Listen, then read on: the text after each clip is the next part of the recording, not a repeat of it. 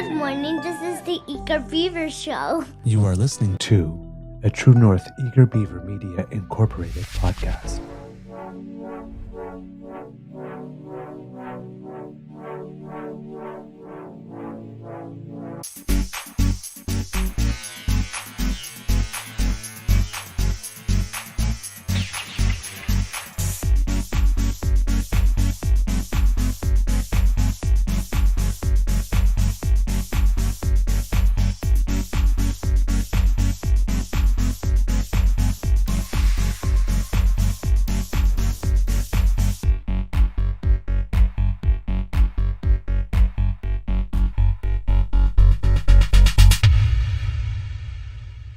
The True North Eager Beaver podcasts are proudly brought to you by our founding sponsors, the Misfit Mysteries from Corvid Moon Publishing, your source for science fiction, fantasy, and cozy mysteries featuring a broad diversity of characters, CanadianTarot.com, your uniquely Canadian online eclectic tarot community, and The Pepper Master, hot pepper sauces made from farm-fresh ingredients to thrill your taste buds and expand your mind.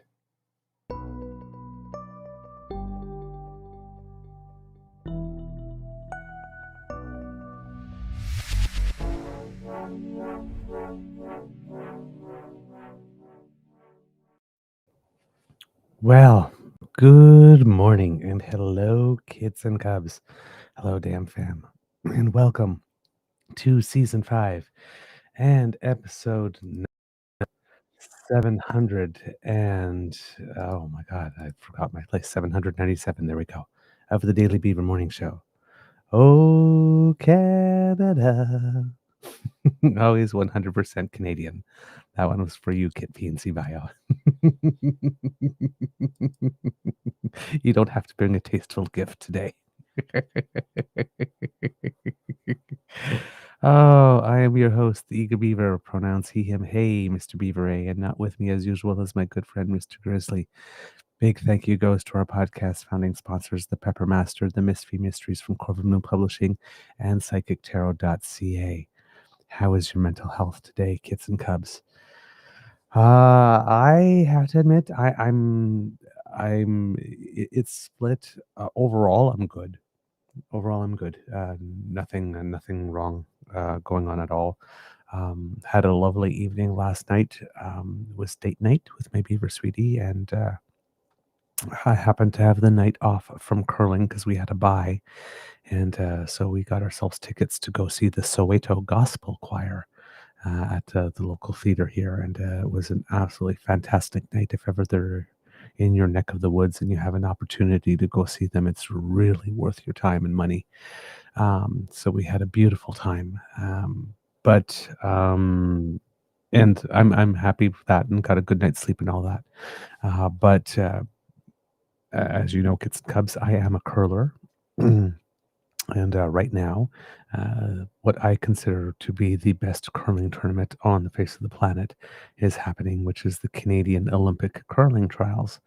And while the curling is absolutely fantastic, there was even an upset the other day. Team Homan delivered only, I think, their 15th loss in the last 2 years by Team Skurlik in an extra end.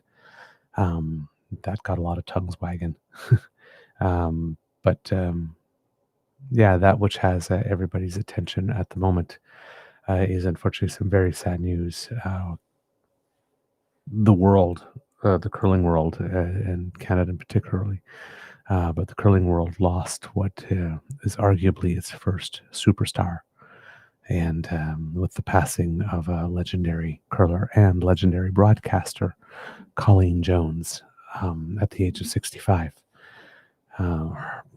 Heard about it yesterday, a few hours after it happened, and the first reaction was like, "No!" Then some sadness, of course, because I mean, anybody who's familiar with Colleen Jones in the least, even if you don't know her from her curling career and you only know her from her broadcast career, I mean, she is sunshine on two legs, right? She's love on two legs. She's just a light. She's a light.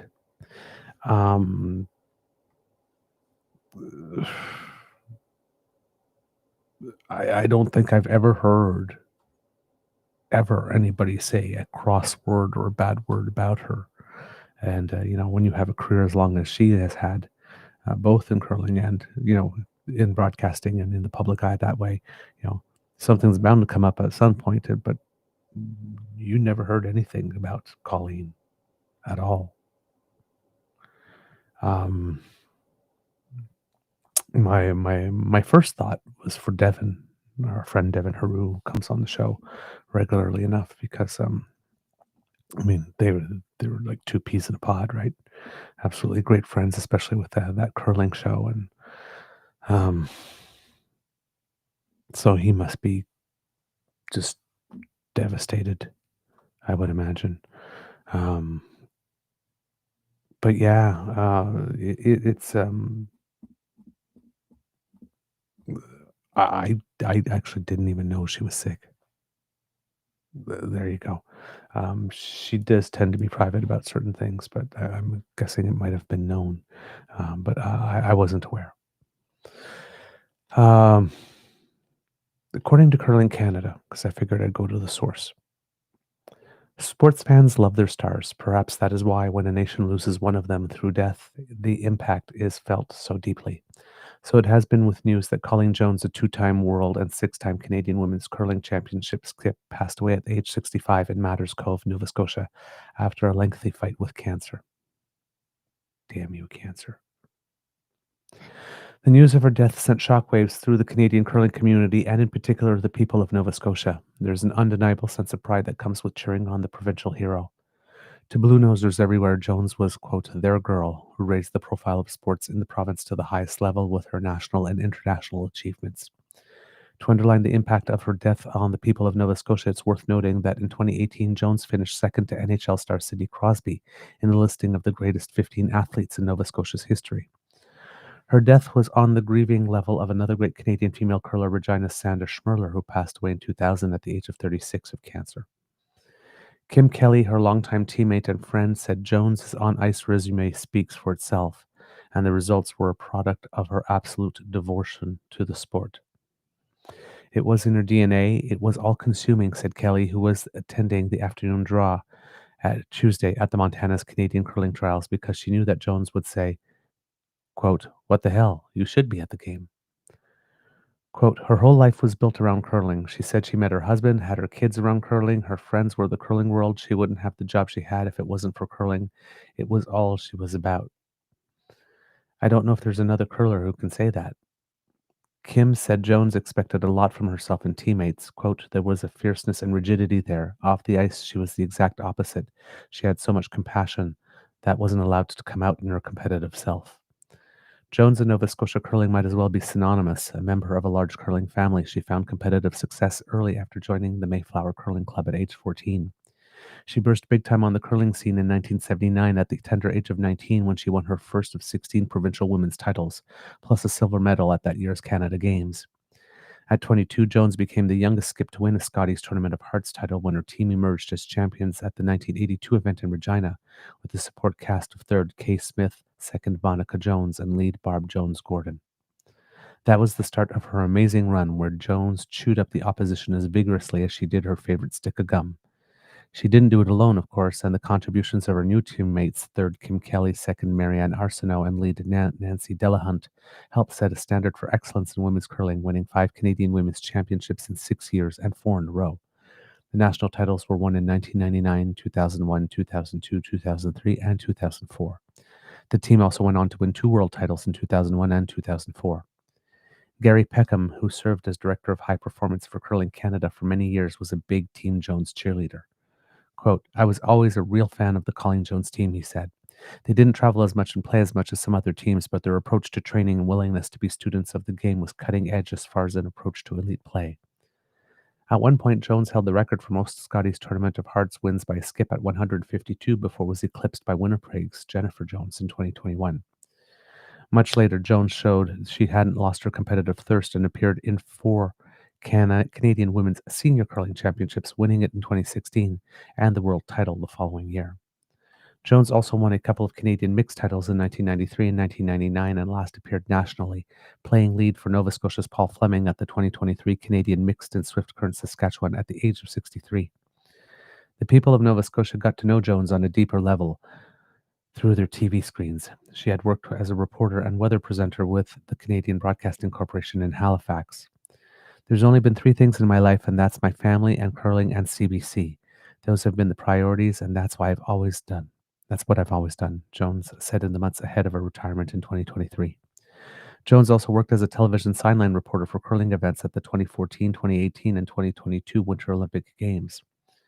Jones had health problems before. In 2010, what she thought was a cold or flu turned out to be bacterial meningitis, a life-threatening condition.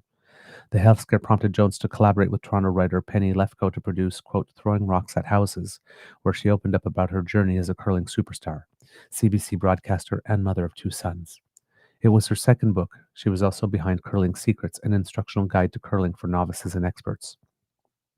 Jones went on to garner numerous accolades during her career, including being appointed to the Order of Canada in 2022, named to Canada's Sports Hall of Fame in 2016, and inducted into the Canadian Curling Hall of Fame in 1989. Uh, yeah. I remember growing up watching Colleen Jones play curling, right? I started playing curling when I was in high school, probably back around 1988 or something like that. Yeah, probably September or October 1988. I picked up a curling stone for the first time, and I've been hooked ever since. And yeah, I saw her win those Canadian championships. And, I'd watch it on TV. There are two athletes, in my mind in Canada that's like represent Canada specifically, everything that I believe to be Canadian. Well, three really, actually, when I think about it. Colleen Jones is one. The other two are Clara Hughes and Becky Scott.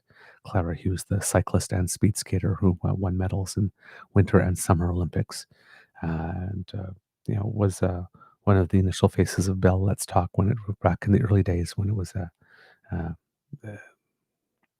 a more credible initiative. Let's put it that way.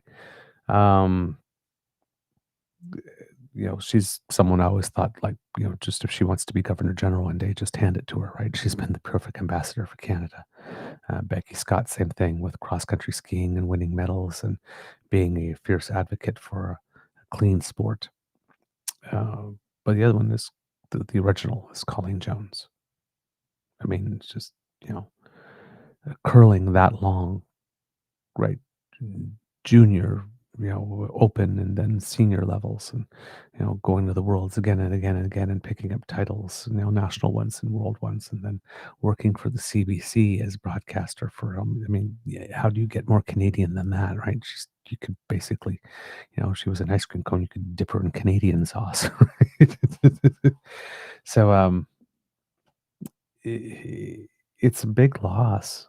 It's just a massive loss, and when you just consider, as the article said, just how kind she was and what a passion she had for the sport and how infectious her passion was, and her smile and her energy and her good naturedness, and just like I said, everybody loved her.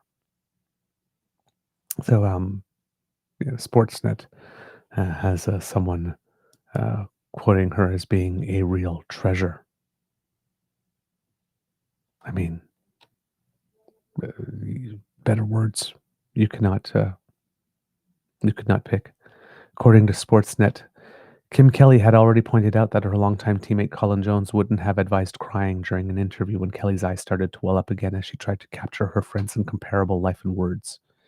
Quote, I think that's what she would want people to remember her as warm, compassionate, caring human, Kelly said of Jones, her voice shaking as tears fell just before Canada's 8 best women curling teams began play at Scotiabank Centre for a chance to represent the country at the 2026 Olympics. And I think what I would miss most is all of her, Kelly added. Just her. On Tuesday, the curling world mourned the loss of an icon as news emerged that earlier in the day, Jones had lost a nearly 3-year-long battle to cancer at the age of 65, with her husband Scott Saunders and sons Luke and Zach by her side in her hometown of Halifax. And her son Luke, who's also a curler, a very good one, Um, wrote, "Hi friends, it's Colleen's son Luke. Mom had been fighting and trying to beat back cancer over the last 3 years or so. Late this morning, while looking out on the ocean from her favorite spot in Matters Cove with my dad, brother, and myself by her side, beside her, sorry, Mom passed away. Please think of your favorite Colleen Jones moment, cherish it. Hurry and love hard." All the while, Canada's Olympic curling trials are ongoing in Jones's hometown, where Canada's top men and women's team are competing for birth to Milano Cortina. And as Kelly put it, she would have loved to be here right now. Jones's presence was certainly felt. The first words over the arena speaker Tuesday evening ahead of the women's draw were, quote, "The curling world has lost a legend," followed by clips of Jones celebrating some of her incredible six Scotties Tournament of Hearts championships wins on the big screen, always sporting that giant smile she so often wore. Fans in the building rose to their feet and clapped in her memory, and there was a moment of silence before play began. Out on the ice for their pregame memorial ceremony were Jones's three former teammates in Kelly, Marianne Arsenault, and Nancy Delahunt, along with Jones's son Luke, who earlier Tuesday released a statement from her social media accounts announcing she had passed while surrounded by her family and looking at the ocean from Matters Cove, her favorite spot in Nova Scotia. Jones coached Luke and Team Nova Scotia to a playoff appearance at the Brier earlier this year. She cried tears of joy when he made his debut on that stage back in 2023. Jones, a two-time world champion, played in more Scotties games than anybody ever and 21 national championships in all. She was the youngest skip to win the title. She was the first skip to win 4 straight national championships.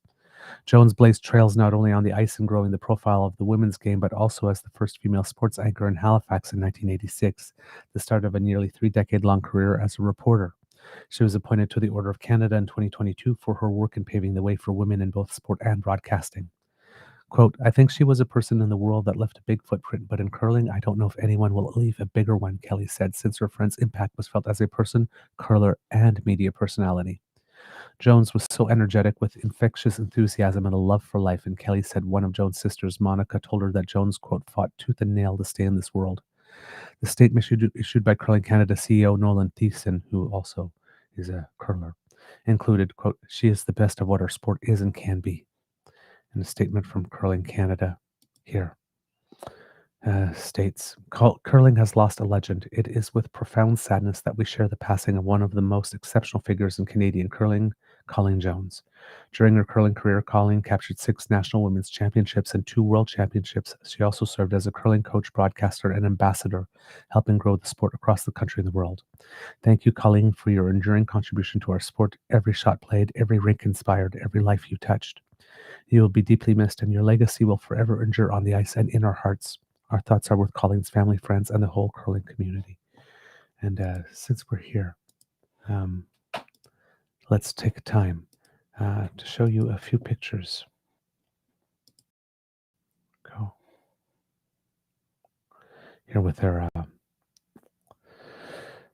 famous blue and white jacket from Nova Scotia with the heart from the Tournaments of Hearts there. And with her team, Kelly, Arsenault, and Delahunt, kissing the trophy after having won one. Then some more here. And then with her son Luke. Um, again, just that big, lovely smile. Like I said, it was impossible not to love Colleen Jones. Um, I'm a little, I'm a little verklempt. um, uh, let's see. There are so many tributes going on here. Um, yeah, I just do not know what to pick. I think I'm going to go. There's one here that says, how Colleen Jones would want you to remember her from the National. And another one from Ian Hannamansing tonight that says, former curling mates of Colleen Jones reflect on her legacy. So I think I will go to that one because you want to hear from the people that knew her, a lot of time with her. Um, so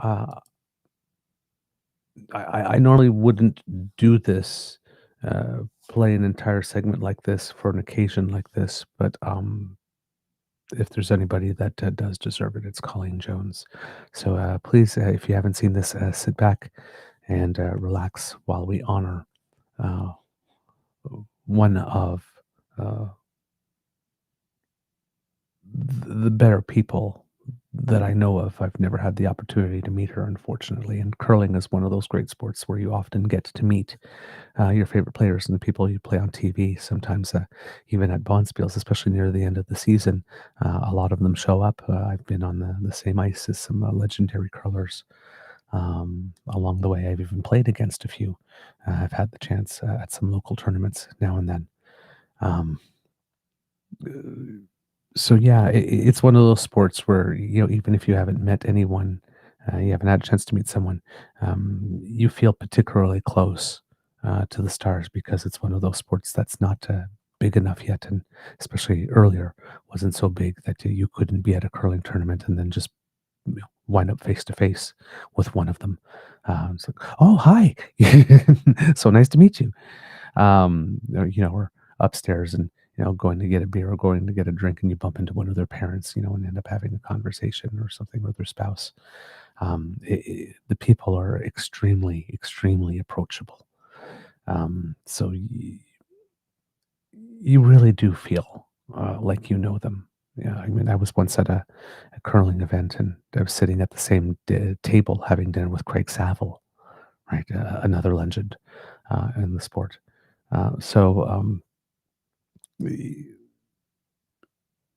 you know, sometimes the world loses an athlete, and they're big and they're important, and but odds are you may have never even seen them live, just on TV, right? Um, but there's something about the curling community, how it supports each other, big and small, and how the big stars just give back and give back and give back.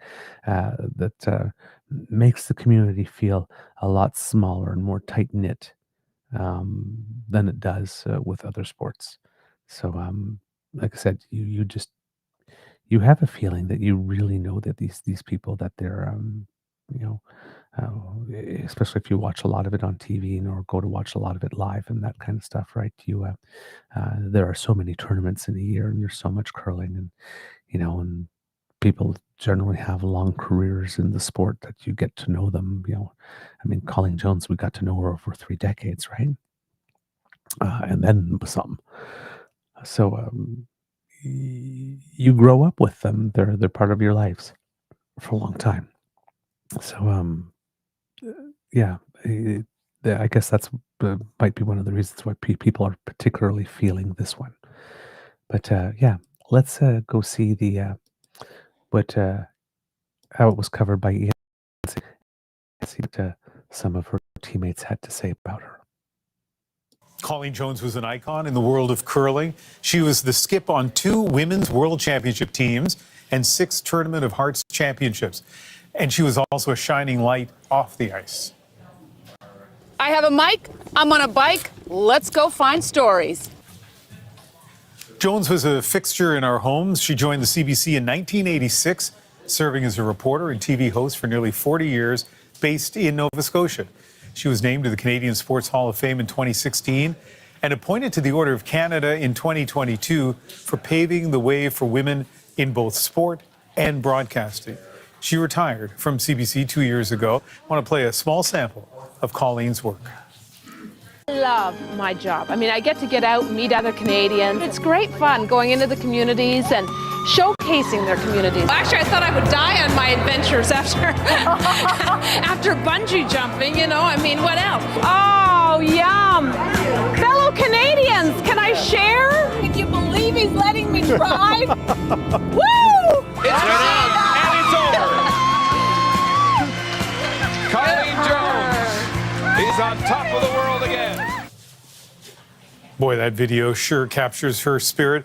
Devin Haru from CBC Sports joins us from the Olympic curling trials that are underway right now in Halifax. And Devin, the most important event in curling at the moment is taking place in Colleen Jones' hometown. What's it like there tonight? Good evening, Ian. There is immense emotion in this building here tonight, downtown Halifax. If you can believe it, Colleen's soon-to-be daughter-in-law, Marley Powers, on the ice here behind me. Her son, Luke Saunders, is here. There was an emotional tribute before the game honoring Colleen, and everybody was standing and applauding. Her former teammates are here, Ian. They won all of those Scotties together in the early 2000s. This is an immense loss. So many people coming forward as I walk around the concourse talking about Colleen's legacy, sharing a story about Colleen. So, you know, it's quite something that her death happens in the heart of the Canadian Olympic curling trials in her hometown where her curling journey started, Ian. Yeah, you were a close friend of Colleen's. You were with her during her last chemotherapy appointment. What message would she have for our viewers? It was quite something, Ian. Nothing like having Colleen say, interview me right now, and having to flip the script and ask good questions of the skipper. Listen, Colleen was larger than life. She had such a zest for life. She wanted us all to know that we should, firstly, keep on living, keep on rocking, keep on moving, get on a bike, go for a walk, get on the ice. You know, I think Colleen is probably the way she lived best summed up by a quote she had framed in her living room at her house in Halifax.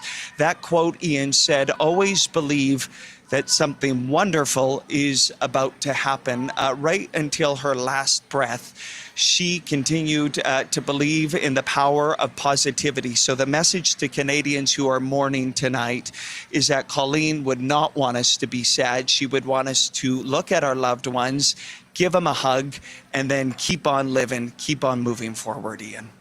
Yeah, I love that message. And you have some of her former teammates with you? What a night. The band is back together. I mentioned it a second ago that they're all here, the fearsome foursome that won 4 consecutive Scotties Tournament of Hearts together. So why don't we get into it, Ian, right now, joined by third on the team, Kim Kelly. Kim, firstly, I'm sorry for your loss, and I just wonder what you're thinking about tonight. Devin, I think your opening remarks really do say it all. What I'm thinking about is there's a little bit of relief because I know there was, you know, it's never easy to go through what Colleen did. And I think she's the one that was the brave champion of it all.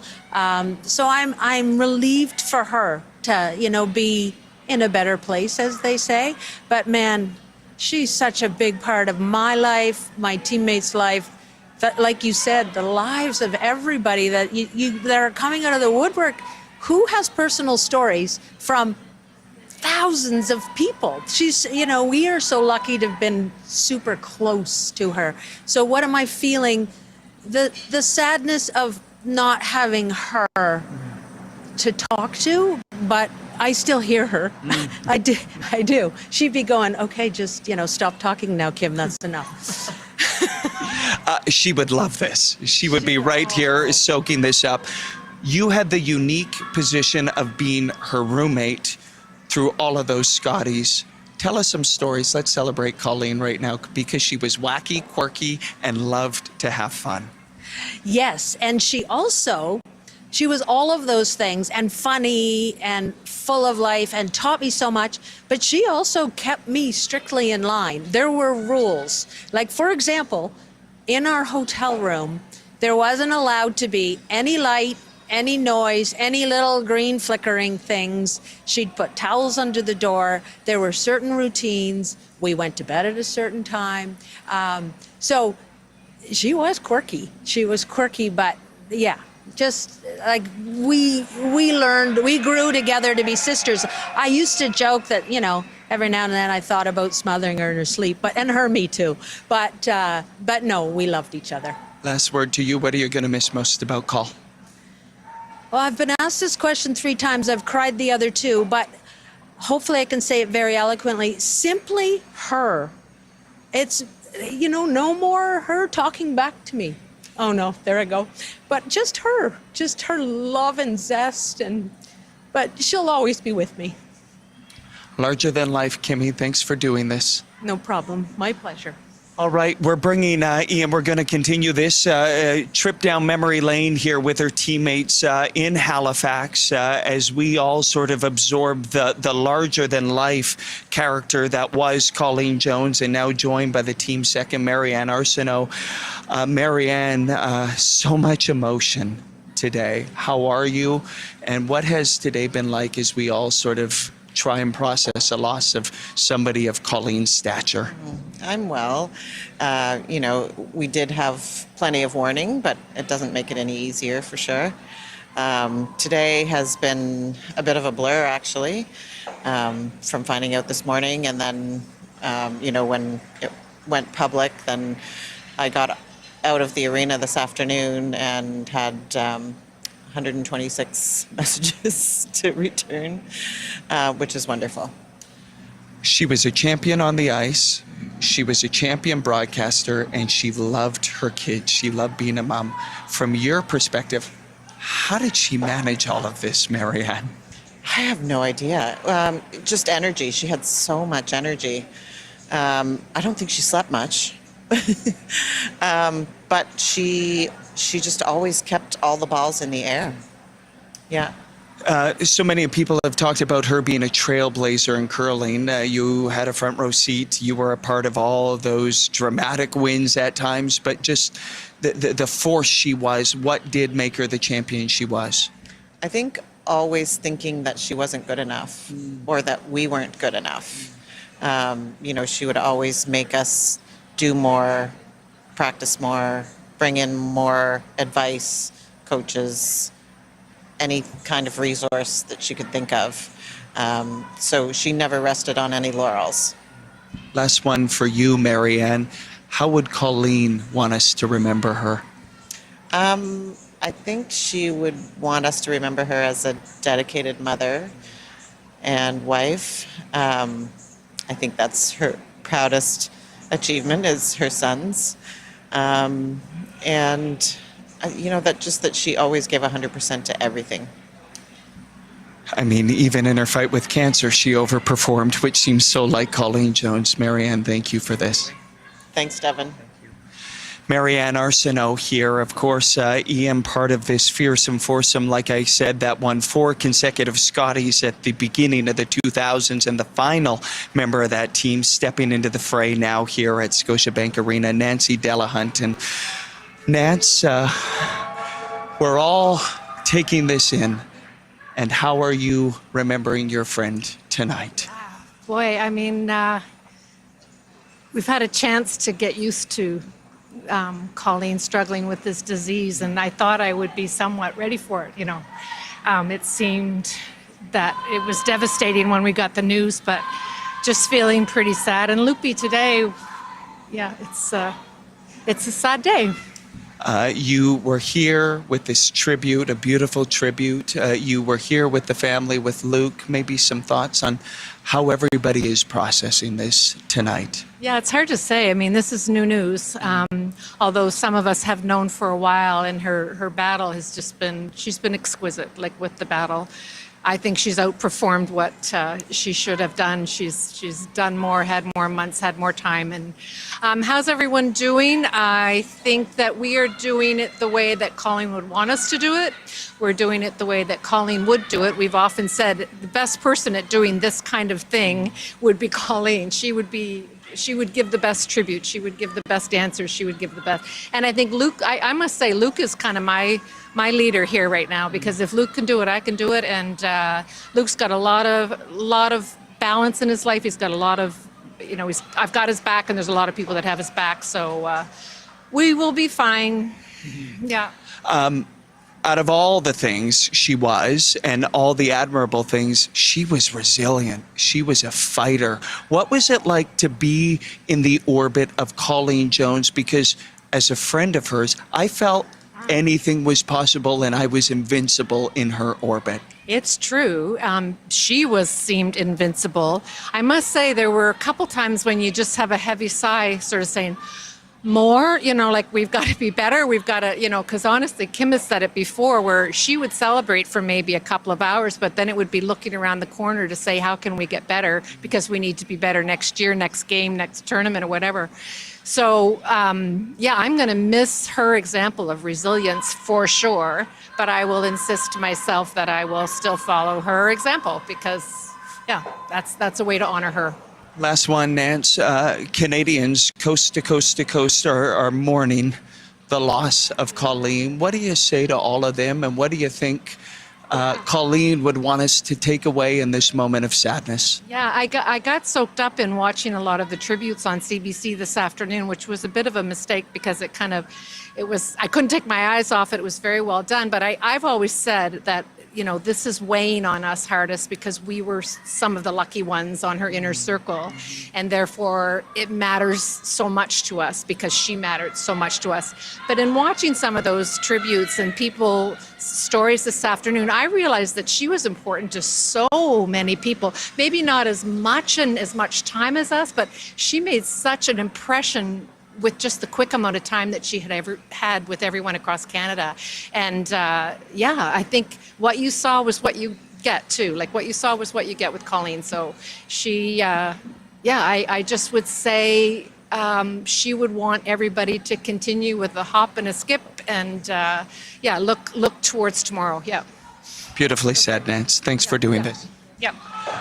Beautiful tributes, Ian. That's just a slice from some of the people, her teammates, who of course, had a front row seat to all of this. One last note.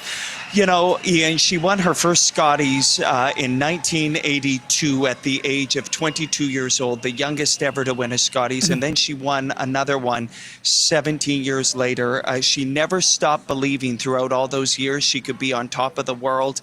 I think that best sums up the fighting spirit of Colleen Jones, and we are going to celebrate her and honor her here in a place she would love most, at a curling rink, Ian. That you, as a friend, are delivering this tribute tonight, that we got to hear from her teammates in those really nice interviews, and that, as you point out, this is happening at not just a curling event, but a really important curling event. It's all a perfect tribute to a fantastic person. Devin Haru in Halifax, thank you so much. Thank you, Ian. Oh my God, I just want to reach out and give Devin the biggest hug. Oh my God, poor guy. Oh, gee. I mean, clearly you saw him shake and heard his voice shake, and he's overcome with emotion. He was able to keep it together to do that. I don't know how he did that. I don't know how he kept it together. I would have been a mess. I would have been a mess doing that, especially interviewing three teammates. And, again, considering the extremely close connection he has with her. They couldn't have picked a better person. I just don't know how he's able to hold it together. But, that's Devin Haru for you, right? Just the consummate professional. One of the reasons why we love having him on the show. Not only his infectious enthusiasm, something, for the sport and for sport in general and all things Canada, something he definitely shares with Colleen Jones. Is it any wonder these two became friends? Seriously. I don't know if I would be able to do that. I would want to be able to do that. If I had somebody, if I was in this, that field and had a friend close to me that is loved, who passed away, I would love to be able to be the one, no, put me in. It's like nobody else should be doing this but me. And I would really want to do a good job and to keep it together, to be able to, honor my friend in the best way possible.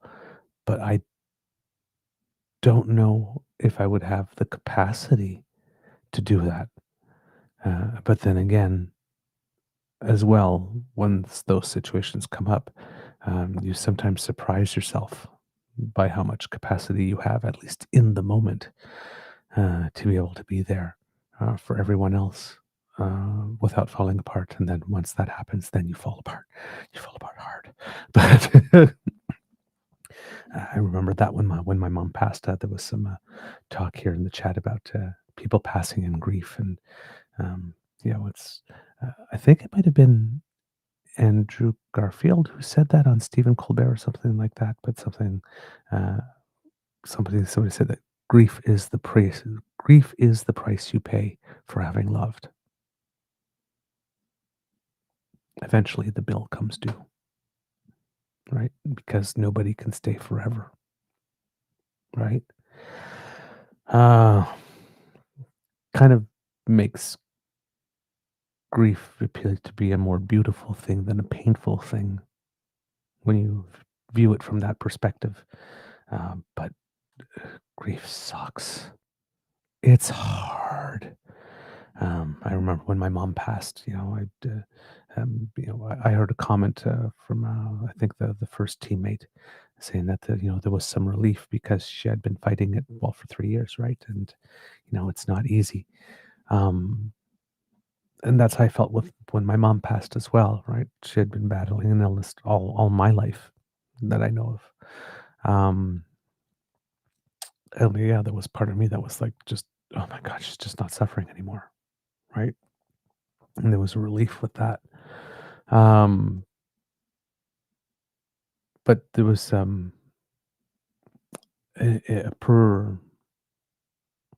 pervasive, pervasive or underlying or just overall melancholy is the word I would use. It's, commercials make me cry. I'd hear a song that reminded me of her. I'd end up crying. Um, just prefer to cocoon at home rather than spend time with friends, stuff like that. And that lasted a solid 5 years or so uh, before I decided, maybe this is a little too much, and went to go get some help and some counseling and some therapy, um, and then just tried to rejoin the world but I was just thinking, when's the last time I was very really happy? And I was thinking, well, that was in high school. And what was I doing in high school? Well, I was doing theater and I was doing curling. So I went back to doing theater and doing curling, a few years after my mom died. And several years after my mom died. And that did set me back. That did set me back to a good spot. And then I was able to build up again from that point and sort of rejoin life and find my love and my zest for it, my zeal for it, and my usual uh, happy and optimistic countenance. But it hit hard for a long time, for a very long time. So yeah, it's Kit Carol, grief comes in waves. It really does. I'd ugly cry the whole time. Yeah, I had one or two. I had one or two ugly cries, but the rest of it was just sort of like I just like kept springing leaks all the time. It's like, just stop. Yeah, Kid Carol. Wow, lots of wisdom. You get stuck in grief like mud. Yeah, you do. You really do. You can get mired, and that's why I went to go get some help. I felt like I was just like stuck in a rut after a few years. It was just like, come on, you can't, like, this cannot be the rest of your life. You got to move on. And I knew that my mom certainly wouldn't want that to be the rest of my life.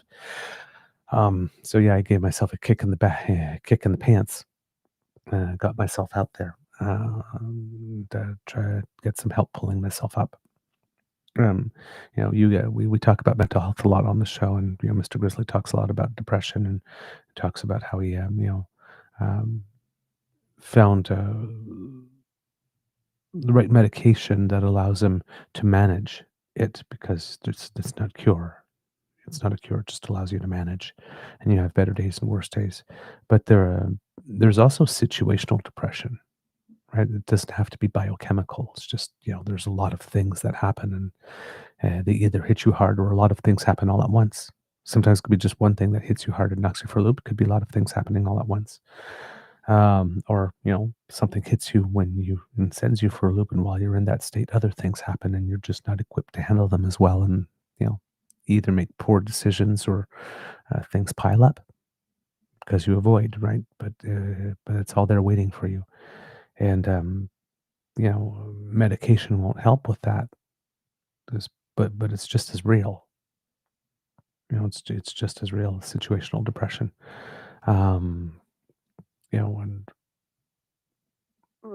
when I went to see the therapist and he said I was situationally depressed, a lot of people might be shocked or sad about that or angry about that. And for me, it was a bit of a relief because, so basically, you're saying that um, I'm not going through something that any normal person wouldn't be going through in the exact same circumstances, and that there's nothing wrong with me. I'm perfectly normal. I mean, there's something wrong with me in the sense that I'm not my usual self, like this, but that this is an entirely appropriate way to feel considering the situation, which uh, ironically did help. It helped a lot to put things in a proper box, if one would say, um, and just give me that sense. Okay, well, if it's situation, then at some point, um, when I have a problem, that's emotional. My defense mechanism or my coping mechanism is to delve into my rational mind and try to see. It's like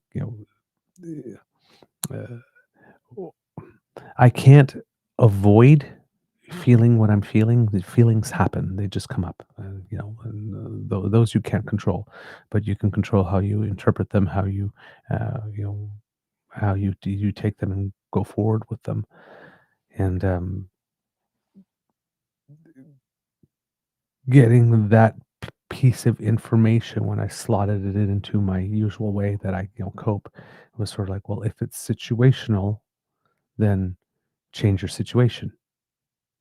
Then you might change how you feel about it.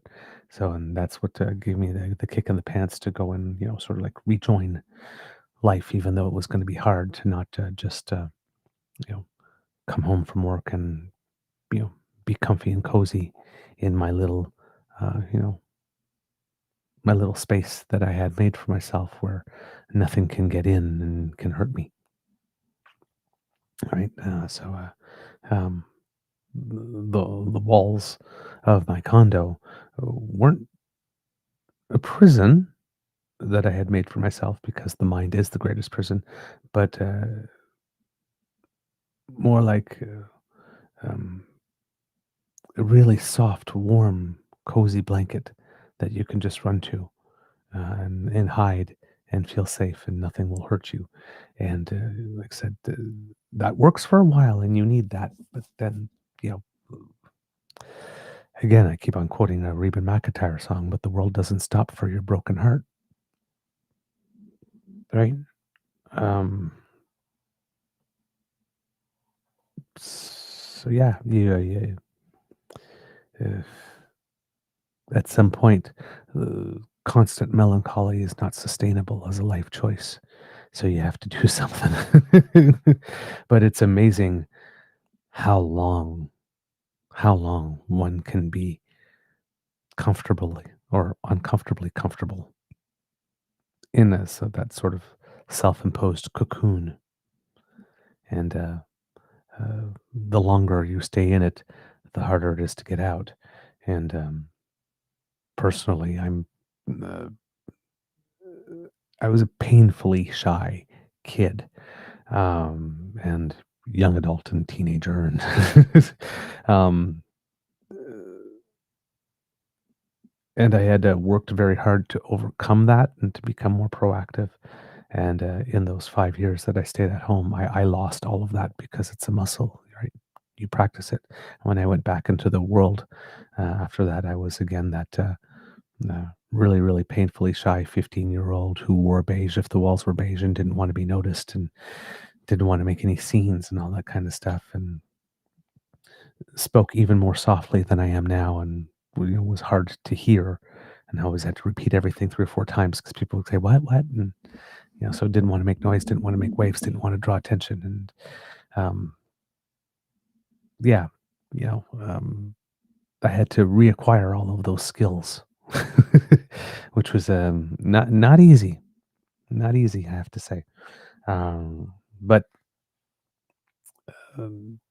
yeah, it's easy to fall back in comfortable patterns that serve you well until they don't. Right. So yeah, grief is very hard, very hard, and there's a lot of people experiencing uh, lots of grief as the result of the passing of Colleen Jones. Just an absolutely fantastic person. All right, kids and cubs. Let's move on. It's not not a topic that's easy to segue away from elegantly, particularly to some of the stuff that we're going to be talking more political. But given that there's no elegant way to do it, let's just do it. The Prime Minister has returned from his trip to South Africa um, for the G20. And of course, there's been a lot of fallout, of course, because of one uh, little quip that he made during the press conference. But the Prime Minister had a very successful trip. I mean, the meeting with the folks from the UAE. Yes, there's the whole Sudan issue that's there. I find it really interesting talking about the Sudan issue as it applies to the UAE, given that the other 364 days of the year, almost nobody mentions Sudan ever. But now we're about to sign a trade deal, and now people are concerned. Oh, what about the human rights? Well, maybe, you know, and what's going on in Sudan is absolutely terrible. But it was something I criticized other people for. Tasha Keridan, the columnist, at one point was talking about something, about people caring and not caring, and then all of a sudden she's talking about the Sudan, and we don't care about this, and why do we care about the other thing, and all that type of stuff, and maybe we should start caring about this, and it's like, and then I'm looking back, and it was the first time she had ever written about Sudan in the last like 10 years or something, right? So it was just some convenient ploy to create some type of rhetorical trap to make an anti-liberal point. So you didn't really care about Sudan. You only exploited the situation in Sudan in order to be able to make a point. And she never, don't know how much she's advocated for Sudan since writing that hit piece, but I'm gonna guess probably about as often as she advocated for Sudan before she wrote it. So yeah, I mean, we are doing some things for Sudan. We have like an envelope of money that's going there and all that kind of stuff. But how much are we really doing? I mean, especially if we look at what's going on in Sudan, we look at what's going on in Israel and Palestine, and look at the difference in the treatment and media coverage and whatnot. So I always find it, oh, we're about to sign a deal with UAE. Oh, what about Sudan? Oh, now you care about Sudan. Another, I would have a little more I would have more ease believing that we actually cared about what was going on down there, if we would talk about it more than just before we're about to sign a trade deal. But if we're talking about the sheer just practicality and bringing money into the country, regardless of human rights records, I mean, Prime Minister is going to where the money is. UAE has a big sovereign wealth fund. There was talk about some talks with the Qataris coming up so relatively soon. They've got a huge sovereign wealth fund. He's going where the money is.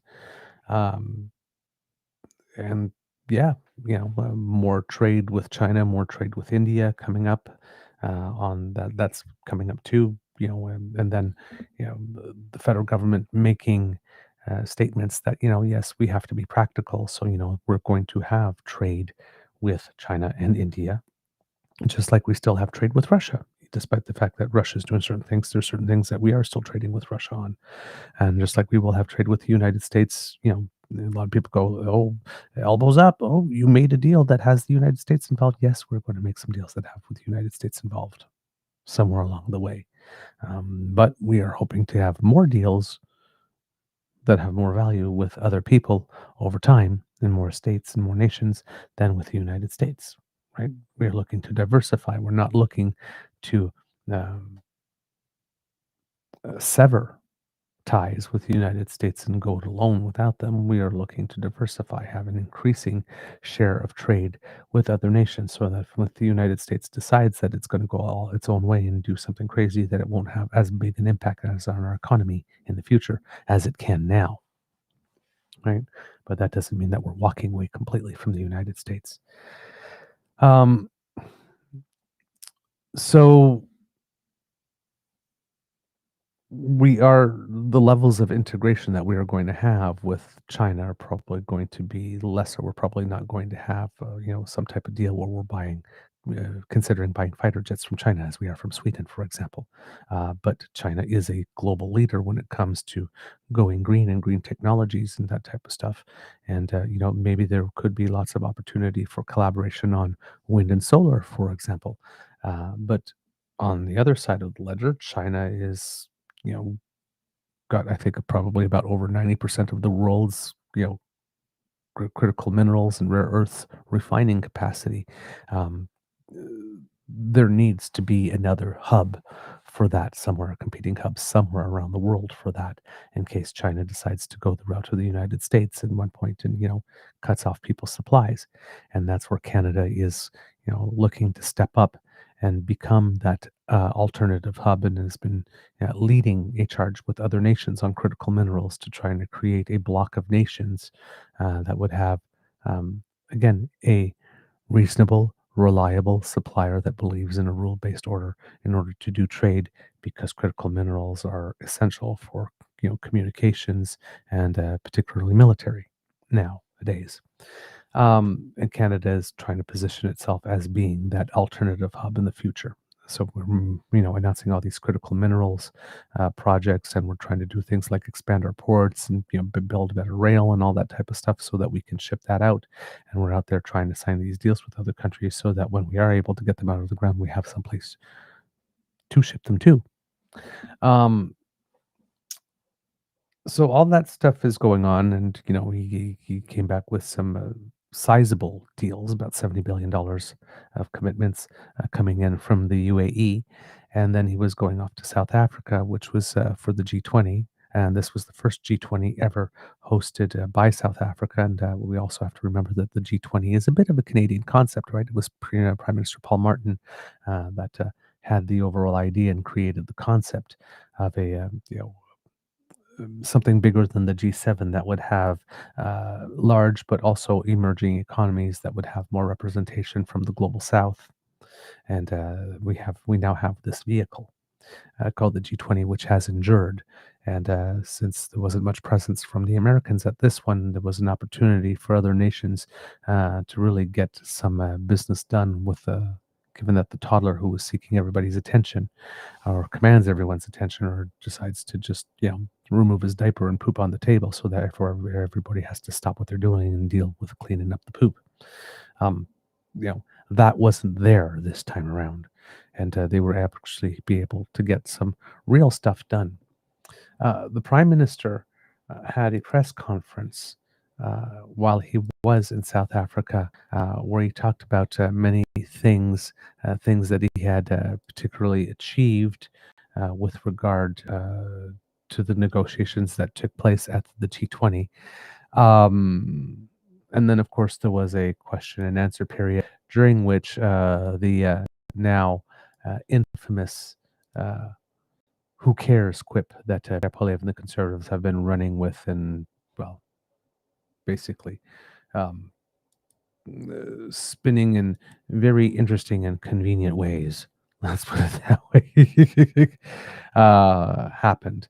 So hopefully we'll have a moment to take a look at that clip, so you see how it actually happened, and to what specifically he was saying. Who cares? And then compare and contrast with what how the Conservatives are applying it. So here we have some opening remarks from the Prime Minister. He's definitely has a lot to say here. So we'll go through it, because there have been a certain series of accomplishments, and they maybe not did not get all the press that they deserved, just considering the size of the event and how much there's talk about Trump and all the other stuff going on the political scene at the moment. With turmoil in many provinces and Danielle pushing for an MOU on the pipeline. So some of the G20 stuff kind of got bumped lower down the news scale. But there were some interesting announceables, and the Prime Minister, as was the case at the UN meeting recently, had lots of requests for his time, and a lot of people paying attention to what it was that he was saying. Canada on the world stage, and the Conservatives would not want you to know this, but is taking more of a leadership role to fill in some parts of the vacuum that the United States has created. And it's very obvious. It was very obvious at the G20, not only by what the Prime Minister was saying, but what people were saying about him, and the number of people that were trying to get his attention, and how people were wrapped with attention when it is that he was speaking.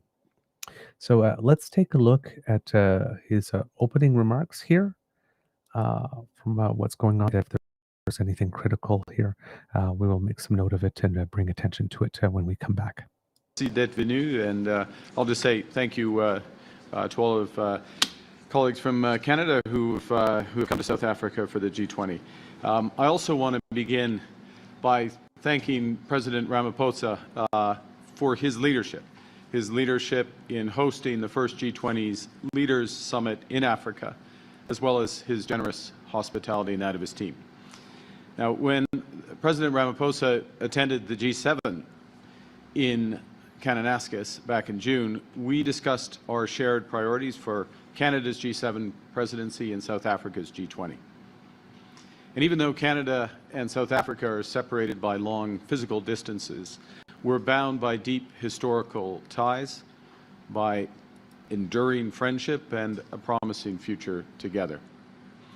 I just want to recall our Prime Minister Brian Mulroney standing in solidarity with South Africans in their struggle for freedom, leading by imposing sanctions and advocating for an end to apartheid. When South Africa emerged as a democracy, Canada was amongst the first nations to engage as their partner. Canadian judges and lawyers shared lessons from our own experience with the Charter of Rights and Freedoms as South Africans wrote theirs. And that legacy of cooperation continues today. Our firefighters, on both sides, are deployed across oceans when wildfires rage, as they do all too frequently. Our scientists collaborate in agriculture, artificial intelligence, and clean technology. Our entrepreneurs are building partnerships that stretch from Cape Town to Calgary. And it's that spirit of cooperation that has underpinned our work at this summit. 2 decades ago, in the aftermath of the Asian financial crisis, Canada's then Finance Minister, Paul Martin, helped to design the G20. His argument at the time was that the world's most significant economies, both advanced and emerging, should meet regularly to strengthen financial stability and global governance. The G20's mission was to bring together the global North and South, to ensure that fast-growing economies such as China, India, Brazil, and South Africa had their seat at the table, and to make an increasingly interconnected global economy work for everyone. Well, that mission endures. The assumptions beneath it have been transformed. This G20 meeting takes place in a very different world. For generations, middle powers like Canada have benefited from a rules-based multilateral trading system and an open global financial order. Our geography gave us privileged access to the world's largest economy and distanced us from many of the world's threats. Et maintenant, la stratégie économique des États-Unis est passée de multilatéralisme à une approche bilatérale et plus dirigée. So there he says that the United States' approach to multilateralism has shifted and has become more directed. Sorry there. I forgot to cut out that part in French from my notes and my timestamps there, kits and cubs. So I apologize for that. That is my bad.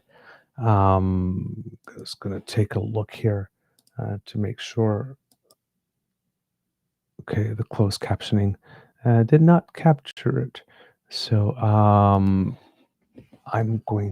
not sure what to do here, how to play it and translate it for you without you hearing double sound. So please just let me know if you are hearing double sound, kits and cubs.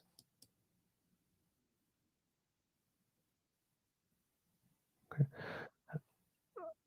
All right.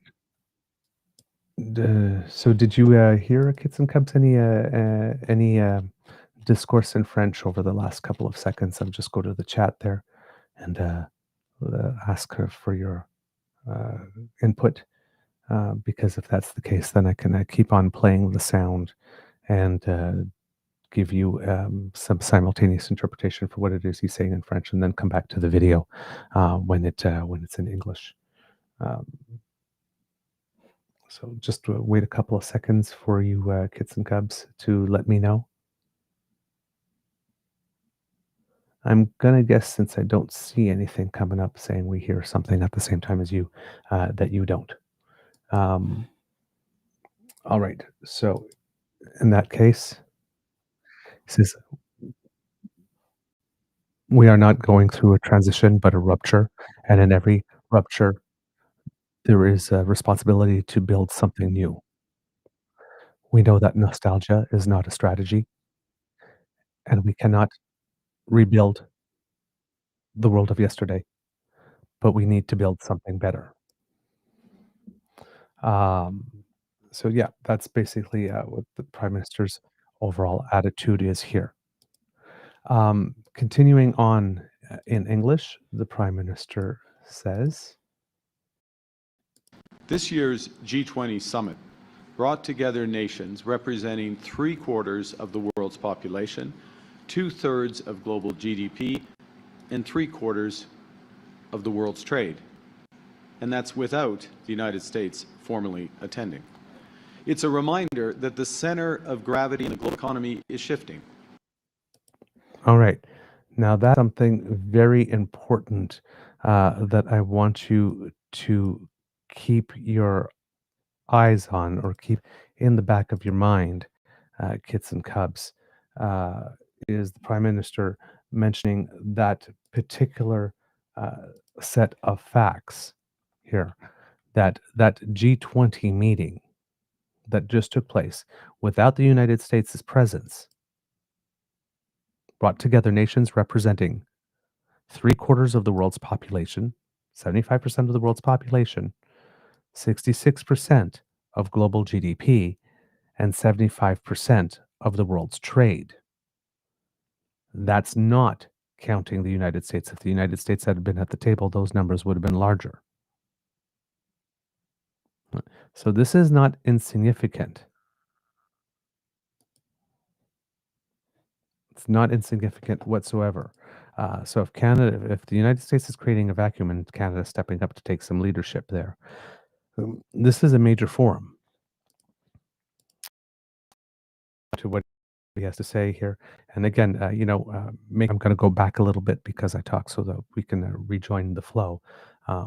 But he's literally stating here that there is a different approach going forward, considering what the United States is choosing for itself here, and that we basically need to get on board. It's a reminder that the center of gravity in the global economy is shifting. The last century was defined by concentration of capital, production, and power. The next one will be defined by diffusion of technology, of energy, and influence, by the rise of the Global South and new roles for middle powers like Canada, to multilateral arrangements that work for all. Our task is to ensure that Canada doesn't only endure this shift, but that we prosper under it. And that demands a new economic strategy.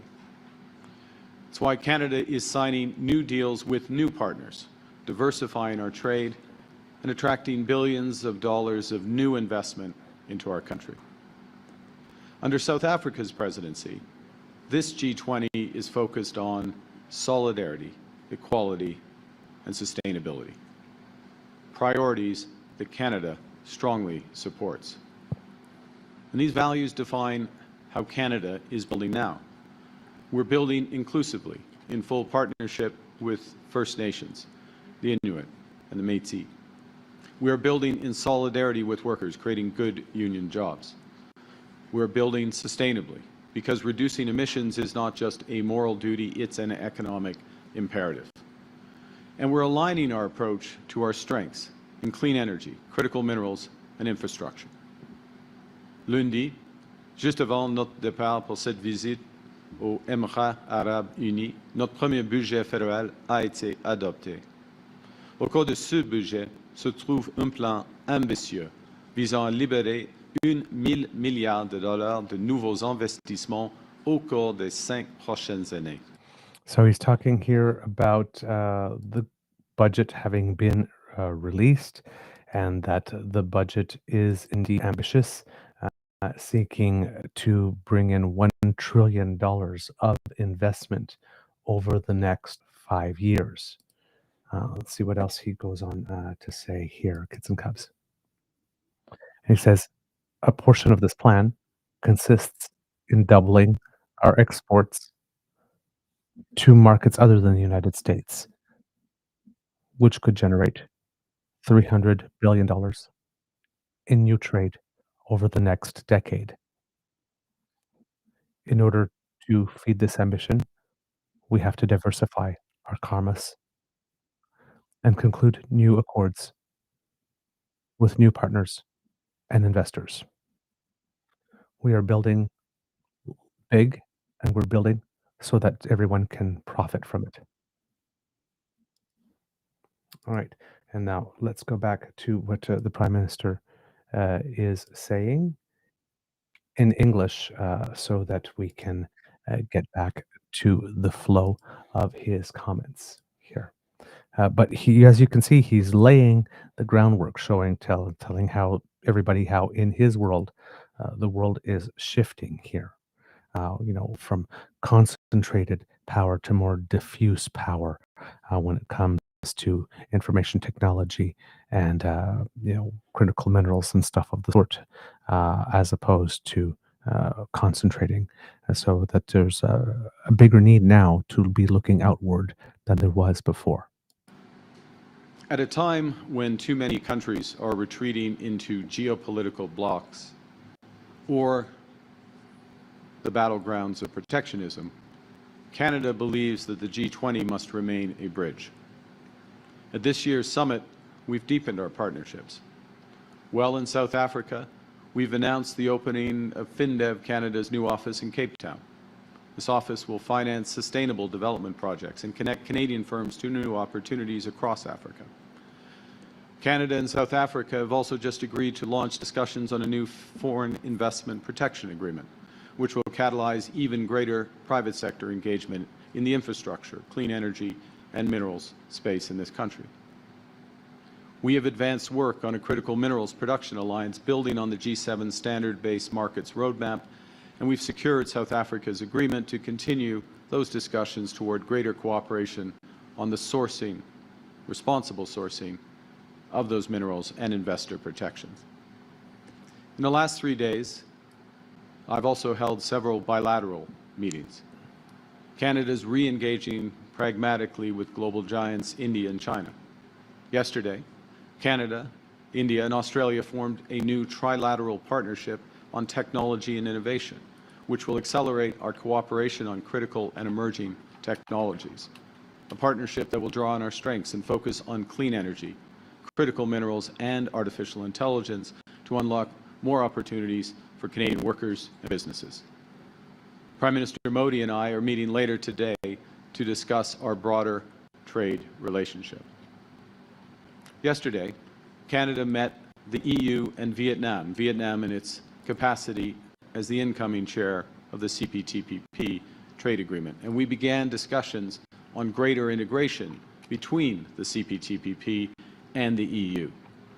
Linking those two of the world's largest trading blocs, representing over 1 billion people, will expand trade, catalyze investment, and increase partnerships across a range of areas from AI to energy in the Indo-Pacific, Europe, and of course, very much in Canada. Our senior officials will convene over the following months with a mission to deliver concrete results in this new bloc early next year. All right, so a little talk about Canada trying to get closer to India. As we mentioned, we have to be careful with that. When it comes to, I believe it probably in the question and answer that followed, the Prime Minister was asked whether or not it would be a good idea to have increasing trade with India, and the Prime Minister made very clear that, when it comes to India, we have a long-standing trade relationship. We're one of the world's biggest investors in India. I think the 6th largest investor in India. And that with all things having to do with trade, we've never had much issues with India. We had certain issues with regard to security and sovereignty, but never with trade. That India has been a rather reliable trading partner. At least in our history with them to date, so that we have a little bit less to worry about there. That our issues are more on the sovereignty and security and extortion and that type of stuff, transnational repression issues, and that we will be working on those. And allegedly, we have the agreement of the government of India to put those things front and center if we are going to be increasing our trade. We'll see how that pans out, and I will believe that when it lasts. But it seems that that's the pragmatic part of it, that we will have a trading relationship with India that will grow, and whatever other relationships we have with India will therefore be contingent on how well they respect us on the security and sovereignty issue. So again, they're probably not going to be buying military weaponry from India soon, as we are with Sweden, because, well, we're just not that close yet. But being practical, it is a market of over 1 billion people in the world's most populous country, and also a democratic country-ish at the moment. Modi is trying to change that a little bit, but also a Commonwealth partner. We do have a long history. We have a large diaspora within Canada. So there are lots of natural opportunities, and pragmatically, it would make sense to develop a better trading relationship with India. In that section, he mentioned that there was a new AI technology partnership with India and Australia. This is according to the CBC, Canadian Press with Dylan Robertson. Prime Minister Mark Carney has had Canada launch a partnership with India and Australia on emerging technologies while at the G20 summit in South Africa. The trilateral agreement aims to have the three democracies work together to diversify supply chains, use clean energy, and help with further uptake of artificial intelligence. The move comes as Canada resets its relationship with India after 2 years of strain related to the RCMP, saying New Delhi has played a role in the murder and extortion of Canadian citizens. In a joint statement released Saturday morning, the three countries announced their group would be called the Australia-Canada-India Technology and Innovation Partnership, ACITI. Quote, the initiative will draw on the natural strengths of the three countries and have an emphasis on green energy innovation and building resilient supply chains, including in critical minerals, the joint release said. The partnership will also examine the development and mass adoption of artificial intelligence to improve the lives of our citizens. According to the release, the three countries agreed that officials should convene in the first quarter of 2026 to take the initiative forward. Carney was in Johannesburg for the G20 summit, where most leaders endorsed a joint declaration despite a U.S. boycott. The statement includes language on climate change, women's rights, and Middle East that the administration of U.S. President Donald Trump had pushed back on at various points during this year. But since you guys did not show up to do the work at the meeting, you guys don't get a say on the statement. So the statement went ahead without you, and despite your objections. Oh, well. Too bad. So, again, this is an important deal moving forward, an important accomplishment along the way that will yield benefits for years to come if it is able to be maximized. All right, let's go back and see what the Prime Minister has to say. In addition, Canada is maintaining our leadership in global health and science. On Friday, we pledged $1 billion to the Global Fund, which will protect millions of people from the world's deadliest infectious diseases. The Global Fund has already helped over 25 million people access HIV medicines, treated 7 million people for tuberculosis, and protected more than 160 million people from malaria. Our new government is working for Canada to move from reliance to resilience by building a broad and dense web of new partnerships and creating new economic opportunities that will make Canada stronger both at home and abroad.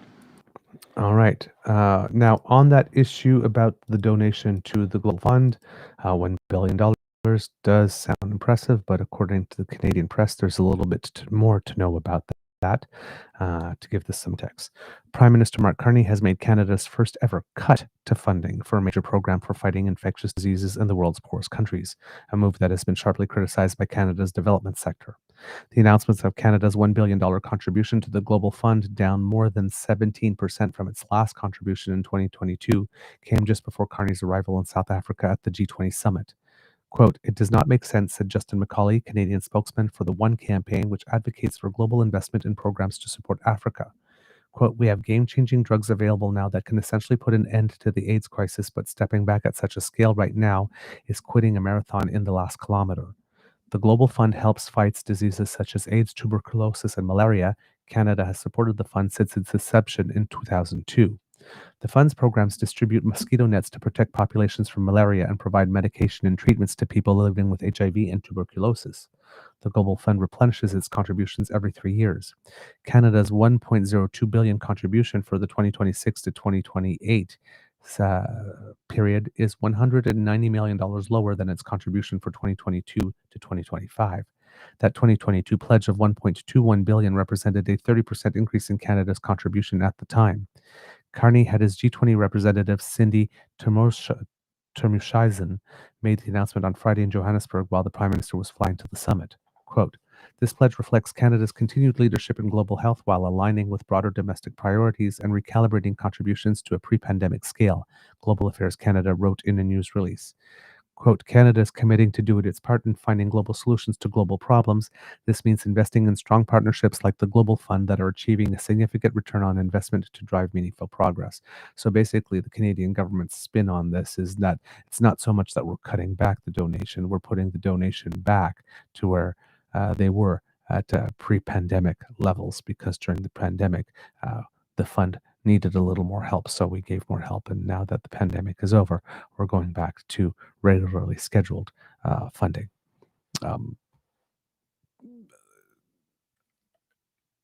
It's a take on it, but it still does remove money from the fund, especially if you count inflation during that period and how much that takes away as well.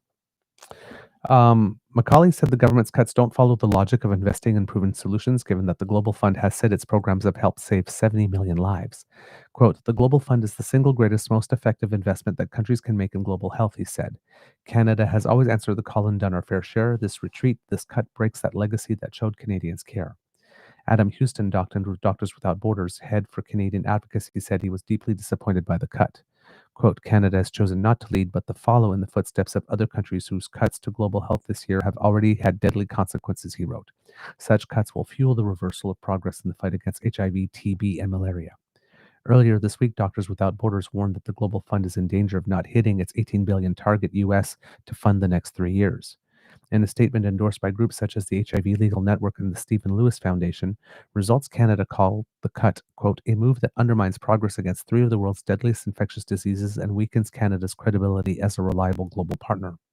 Results noted that the cut comes, quote, "at a time when global stability, Canadian prosperity, and lives quite literally hang in the balance." Germany and the United Kingdom also reduced their contributions, Germany by 17% and the UK by about 15%. Both countries will contribute the equivalent of about $1.6 billion over 3 years. The United States, typically the fund's largest donor, contributed $6 billion to the 3-year fund cycle in 2022. On Friday, it had announced a US $4.6 billion contribution. As for Friday afternoon, the fund has garnered $11.4 billion in total, and it's looking for 18. Yikes. The fund's 8th replenishment summit was held on the eve of the annual G20 summit in Johannesburg, which U.S. President Donald Trump is boycotting. The summit chair, South African President Cyril Ramaphosa, has put a major focus on rising global inequality, from access to financing to medical services. All right. So while we are leading, it's a large donation. I mean, it's 1.02, and I think that article mentioned here the combination of 2 other nations. Wish I could find it at the top of my head here.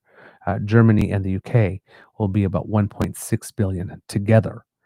So yes, we are a global leader in the amount still, but yes, we've reduced our amount by 17%, which is very significant here. But it seems that, like I said, if Germany reduced its by 17% and the UK by 15%, it seems that a lot of people are reducing by similar amounts, sadly. And the United States has reduced by way more than that, I would say. So hopefully there'll be other nations that will kick in to help that fund, because that is it is that particular program is a global success, objectively. All right, let's go back to what the Prime Minister has had to say. Just want to make sure that I'm giving these contexts about these programs that he is mentioning, because if you just say, well, we're remaining our global leadership, contributing $1 billion, well, that sounds good, but then how does that compare to previous years? And then we realize, oh, there's a 17% cut. So doesn't look as good as one would think in this case. And again, Canadian government saying we're just readjusting contributions back to pre-pandemic levels, whereas people in the field going, this is a severe cut and lives hang in the balance. All right, let's continue on.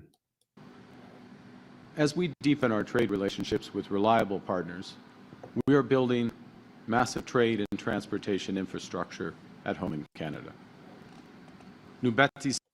Okay, so a little dig there on the United States. Again, as we're increasing our trade with reliable partners. The Prime Minister continues on in French here. We are building big national projects that will transform the future of the country. New ports, new means, energy corridors, projects that will add value to critical minerals, and initiatives for clean energy that will increasingly connect our economy. We are diversifying our industries, and we are allowing them to export to new markets all over.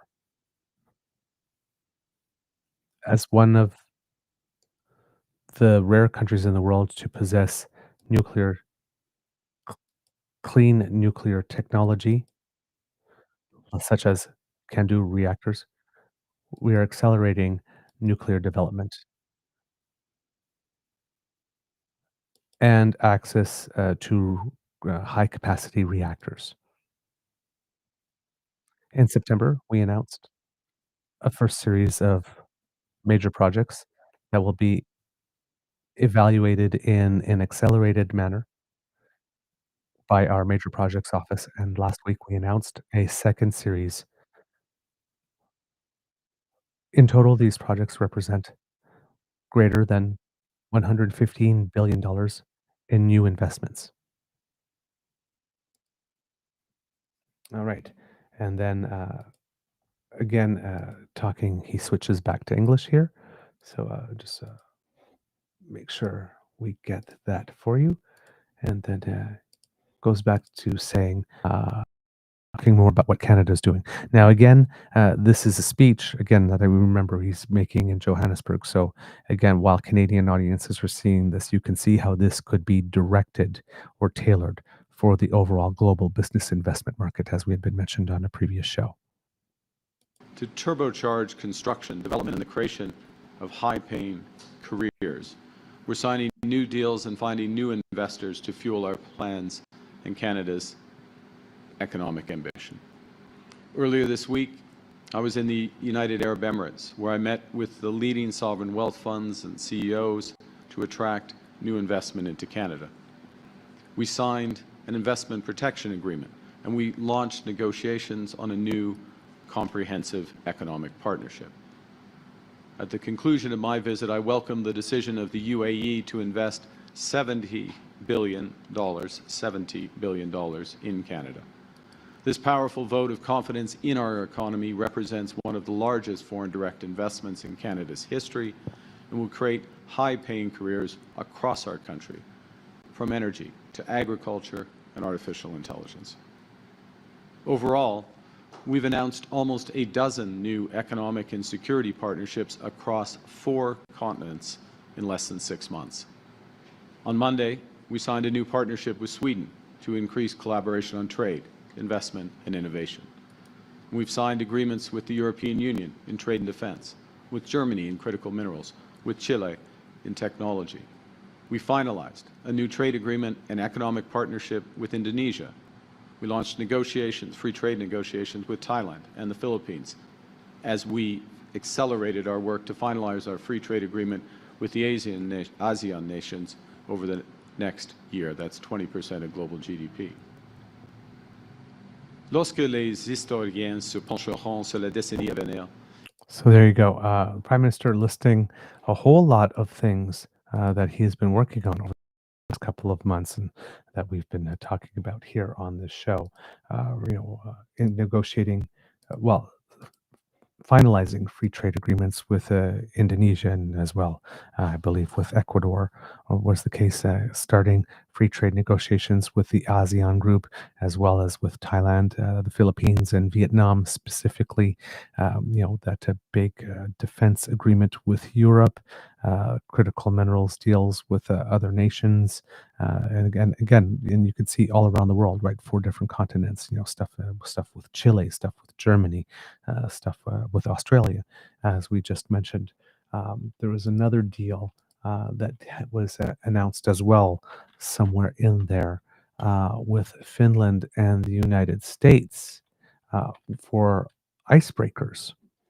So, this is one of these instances where we were mentioning, that we are going to have to do some business with the United States, no matter what. This here, according to High North News, Malti Humpert, officials from the US, Canada, and Finland renewed pledges to continue working together under the Icebreaker Collaboration Effort, ICE Pact. The initiative, originally implemented under the Biden administration, resulted in the first concrete results earlier this year when the US government announced its intention to purchase 4 icebreakers from 2 Finnish shipyards. Under the deal, Rama Marine Construction, RMC, and Helsinki Shipyard will each build 2 medium-sized Arctic security cutters, with construction then shifting to Bollinger Shipyards in Houma, Louisiana, and Davie Shipbuilding's new shipyard in Galveston, Texas, for 7 additional vessels. This week's ministerial meeting in Washington, D.C. aims to further cement the partnership to revitalize the U.S. maritime industrial base and reinvigorate the country's icebreaker fleet. So that is from the more of the U.S. perspective. From the Canadian perspective, this according to the Canadian press, Canada, the United States, and Finland have stepped towards building new icebreakers together despite the breakdown in trade talks between Ottawa and the Trump administration. Canada's ambassador to the United States, Kirsten Hillman, joined Homeland Security Secretary Kristi Noem and Finland's Minister of Economic Affairs, Sakari Puisto, to sign a joint statement of intent in Washington on Tuesday to strengthen industrial cooperation and bolster the country's icebreaker fleets. Quote, "There's no doubt that we face an increasingly dangerous world, and it is important in these times to build on the relationships with our key allies," Hillman said at the Department of Homeland Security headquarters. The move indicates that U.S. President Donald Trump still supports the icebreaker collaboration effort known as ICE Pact, which was signed under President Joe Biden. The future of the ICE Pact was not clear after Trump's election win, when the relationship between Canada and the United States was thrust into turmoil. Trump in January dismissed Canada's role in building the ships necessary for navigating ice-covered waters. The president claimed Canada, quote, wanted to join us in the buying of icebreakers and said, we don't really want to have a partner in the buying of icebreakers. Oh, well, gee, I guess you changed your mind again, didn't you? The Department of Homeland Security said in October news release that the Trump administration signed an agreement with Finland to purchase 4 Arctic security cutters for the U.S. Coast Guard. The ship's design comes from Canadian company Seaspan Shipyards. But the United States, we have nothing the United States needs, though. Just our icebreaker designs. But other than that, nothing they need, right? That same month, Trump called off trade negotiations with Ottawa, citing an Ontario-funded ad quoting former President Ronald Reagan criticizing tariffs. Despite that, Hillman has said she has remained in contact with her American counterparts on many other issues. Security and opportunities in the Arctic have long been priorities for Trump, Noem said on Tuesday. The Arctic is the world's last... Let's try that again. The Arctic is the world's last most wild frontier, and our adversaries are racing to claim its strategic position and rich natural resources. To thrive in the Arctic, Noem said, America needs icebreakers. She said that requires securing supply chains and reshoring manufacturing to the United States. Noem said the ice pact pools all 3 countries' experience and resources to ensure icebreakers can be built quickly and on budget. Noem pointed to Canada's Chantier Davy, which announced in June plans to invest $1 billion in Texas shipyards. Davy also has operations in Quebec and Finland. Ottawa said in a news release that by pooling expertise and resources, Canada, the US, and Finland are expanding their icebreaker fleets to better address Arctic challenges. Canada is also boosting its Arctic capabilities. It is building 2 new polar icebreakers for the Canadian Coast Guard. Hillman laid out other ways that Canada and the United States work together to safeguard the North American perimeter, citing boosted border funding and a generational investment in defense. To hit Canada with economy-wide tariffs, Trump declared an emergency at the Canada-U.S. border over the flow of deadly fentanyl. Those tariffs do not apply to goods compliant with the Canada-U.S.-Mexico Agreement on Trade. U.S. government data shows a tiny volume of fentanyl seized at America's northern border compared to the border with Mexico. When asked about Ottawa's increased security efforts at the border, Noem said Canada has made strides but did not say whether it would be enough to end Trump's tariffs. Quote, we've had some good progress and appreciate their focus on that while we build our national security partnerships, she said. I'm getting tired of hearing that line from the United States. Just, yeah, really tired of hearing that line from the United States. Let's say it's either good enough or it's not. Like, just not, well, we've been making progress, but we don't know yet. That's just this wishy-washy, again, amorphous blob type comment that really gives us nothing one way or the other. And it doesn't result in lowering tariffs, so we will see. We will see. All right, back to what the Prime Minister is saying here in his remarks. Whoops. I guess he's moved to French. So let's go back a couple of seconds here, and I will give you a little bit of simultaneous interpretation. All right, so he says here, when historians will look back on the decades to come, they will see a hinge moment, the one in which the post-Cold War order has yielded way to a world in which the order is more contested, but also became more advantageous for Canada if we choose to seize the opportunity. They will recognize that Canada, a nation that was forged by builders, voyagers, and risk takers, has chosen to build again, to take risks again, to chart a new course. All right, and I believe that the Prime Minister will be switching back to English here. At the start of my remarks, I recalled that the ties between Canada and South Africa are deep. For many Canadians, these bonds were exemplified by Nelson Mandela's 2 addresses to our Parliament. The first was in 1990, just months after his release from prison. The second came in 1998. When he was president, he thanked Canadians for their efforts for justice in South Africa. And amongst President Mandela's many powerful words, one reflection echoes with resonance today. He said, "We know that our destiny lies in our own hands, yet we also know that we cannot bring about our renaissance solely by our own efforts, since the problems we face are rooted in conditions beyond the power of any one nation to determine." His words spoke to a moment of rebirth in South Africa, and today they can guide how we lead the way forward from this moment of rupture. The world's changing. The global economy is being rewired. Canada isn't retreating. In the face of change, Canada's new government is making generational investments at home and building deeper partnerships abroad. Dans cette nouvelle ère, le leadership du Canada sera défini non seulement par la force de nos valeurs, mais aussi par la valeur de notre force. Thank you for your attention. I look forward to your questions. Thank you, Prime Minister. We're now going to begin with the questions. Première question. All right, and then in French again, the Prime Minister, repeating a line, said, about Canada being known not only for the strength of values, but the value of its strength as well. So we're going to move to the question and answer period here. I'm not going to show them all to you because some of them are a little less related and some are going to other subjects. But the first few questions that he had were dealing specifically with some of the things that he is saying and some of the things that have evolved. And then we will get to the part where he made that "who cares" quip that the Conservatives have decided to run with. So the first answer to the first question here, I won't say it's like putting the United States in its place, but he is, you can tell in this answer that there's a clear step forward where Canada is showing some leadership when the United States creates a vacuum here. Jeffrey, go ahead. Prime Minister, do you support Cyril Ramaphosa's decision yesterday to release the official final declaration of this summit in the opening session, Yes. despite objections from Argentina and the United States, and despite the fact that the U.S. was calling for only a chair statement at the end? Well, I was in the opening session, and yes, I very much supported it. Let me give the context.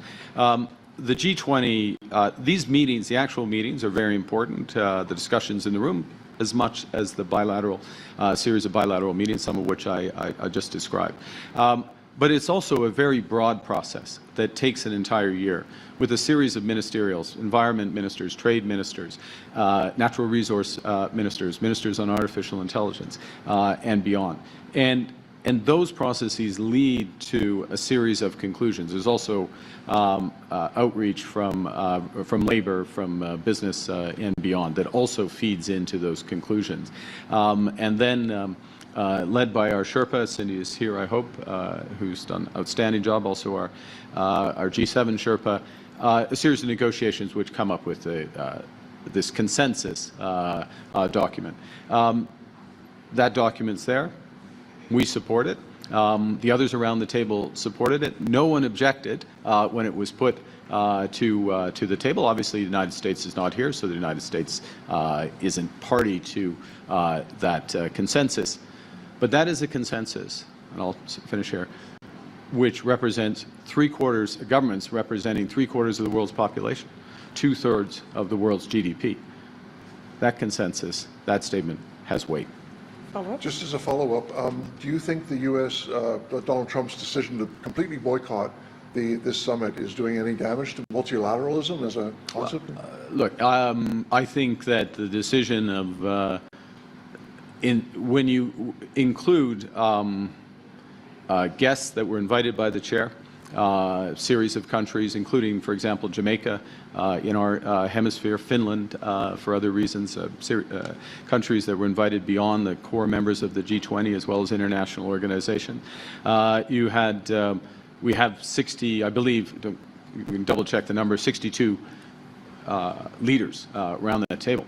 And that's That's multilateralism. And the job, I look at it more from who shows up, who engages, who does the work, and who builds. And Canada shows up and Canada engages. I think collectively we've made a lot of progress. Now, I'm not going to oversell it, because there are big challenges to multilateralism. We all know that. And the nature of that is in flux. And in fact, that will be the topic of the formal session this morning, is where does the G20 go from here?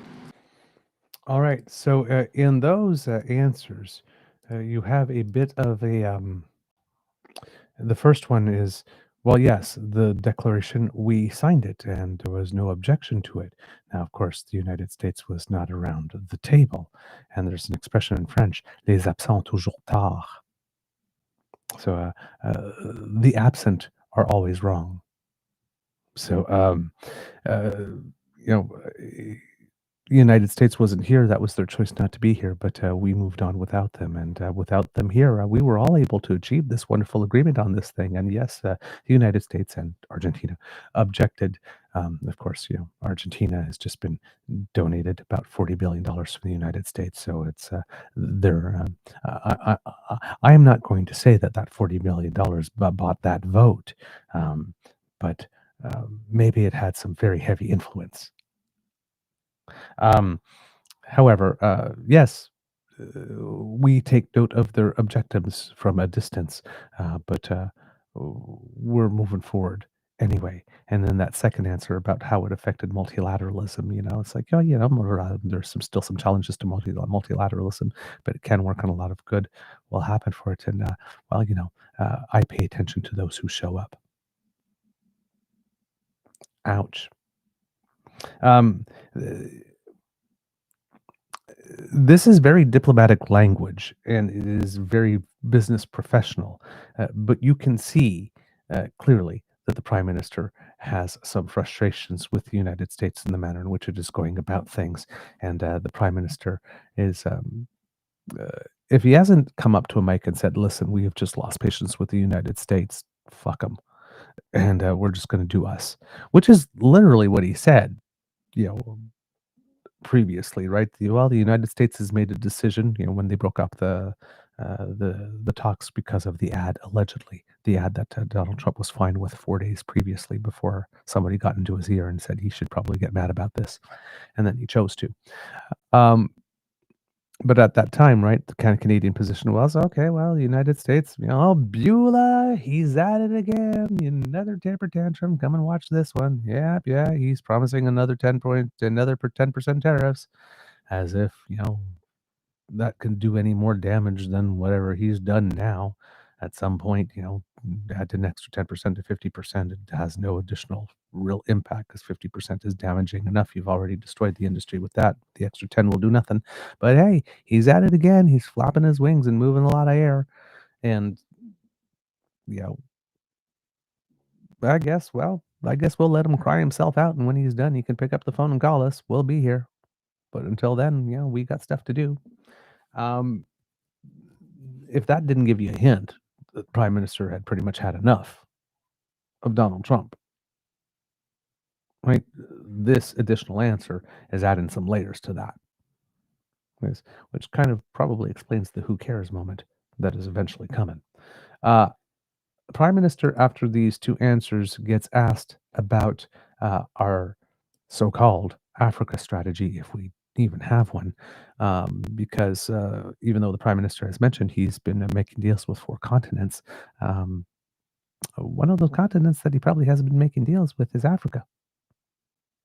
And if he is making deals in Africa, is maybe with the South Africa alone, but there are 50 other countries on that continent, and it's a fast-growing continent and a fast-emerging continent. You'd think we'd have a bit more of a presence, but we are retreating on foreign aid and other stuff as well. So let's see what the Prime Minister has to say with regard to us being called out a little bit on not really having much of an Africa strategy, or so it seems. Next Thank question, Dylan. Dylan Robertson of the Canadian Press. I'd like to ask about our Africa strategy. Our envoy for the continent said that he struggles with not just the lack of funding for the strategy, but getting people to actually say the word Africa within global affairs. We've had the cut to Global Fund, to foreign aid. We had a budget that articulated Asia and Europe as our priority markets, despite the young population of this continent. You've just announced the FIPA for South Africa. We haven't really heard about other priority markets on the continent. You're not visiting any other country on this continent. I'm just wondering, what do you say to people who feel that we're deprioritizing the economic opportunities here in Africa? I'd say a couple of things. One, we've been in government for a little more than 6 months. We have set some priorities in terms of deepening the partnerships that we immediately have. For example, the deep partnerships with Europe, with the UK, with Mexico. So taking those partnerships and moving them, working to move them to the next level. So when you look at where's the most immediate return for Canadians, you start there. In our judgment, that's what we've been doing. And look, there's more work to do, but we have roadmaps in all those cases, and we're working that out.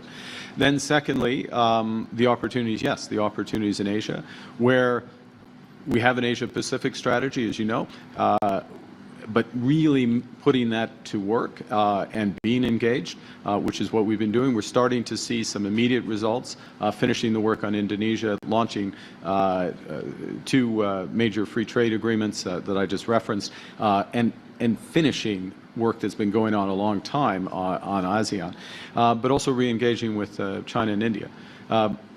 Then, as a broader set of things, which I won't detail. Yes, Africa is part. Is it the first thing we worked on in terms of priorities? No. I mean, that is revealed because we have a responsibility to have that highest return. Canada remains engaged with Africa. We are. Let me make a point on aid. The Global Fund. The normal contribution of Canada in international vehicles, if I can put it that way, is around our GDP. It's about 2 to 3% is the normal contribution. We're well over 6% in the Global Fund. Our share of the Global Fund went up. So yes, we've had to take pragmatic, responsible decisions across the board in government, which also included returning our aid budget to the level pre-COVID. Within that, though, we're focused on where it has a maximum impact, very much including on this continent, where the social justice element there. I'll make one final point just to give you the overall context. Yes, deepening the partnership with South Africa, as I referenced, but as well, I had a conversation yesterday with the chair of the African Union, the president of Angola, because the African Free Trade Agreement has just been put in place, and there is a possibility that we could work something there. That's not an announcement. I don't want to overplay it, but that's an example of moving on the Africa strategy. En français, quel aspect? So he's going to go to French there and repeating certain things here. But as you can see here, the Prime Minister again trying to justify the 17% cut to the contribution to the Global Fund by stating coming back to pre-pandemic levels and then comparing it to contributions from other nations. And despite our cut, because other nations cut more, like the United States, basically our share of the contribution, despite the cut, goes up. So again, relative to other nations, we've maybe cut less, or we've cut as much as other nations, except for the United States, which has cut more. And therefore, when you look at the overall money in the fund, Canada is contributing a larger share. But still, in real dollars overall, it's fewer dollars. And we've had inflation in the meantime since the last contribution period. So, I mean, this is legitimate spin. It's not lying, right? This is, when we talk about spin doctors back in the day and what they used to do, it's like, yeah, we are cutting the fund, but look at this side too. It's also true that, compared to everybody else, with their cuts as well, because everybody's cutting, as a contributor to the fund. We are now a bigger contributor to the fund than we were before. Yeah, but not because we added more money, because we cut less than anybody else. We cut less than some other people, or we cut less than the largest contributor, right? Somebody who contributes about, was contributing 6 times what we were contributing, or 7 times what we were contributing before, is now contributing only 5 times what we were contributing before. So yes, of course, proportionally, our donation looks bigger, but in real dollars, it's not. But that's spin. They are both true facts, and just one brings more light onto one side of the argument or one side of the reality, and the other shines more light on another side of the reality. That is good old-fashioned spin, but it is spin. Okay, we're not being lied to, but it's spin. It's a situation that is objectively less favorable for the fund and for the global fight against HIV and AIDS, malaria, and tuberculosis. Is being spun as something that's not so bad or actually good, right?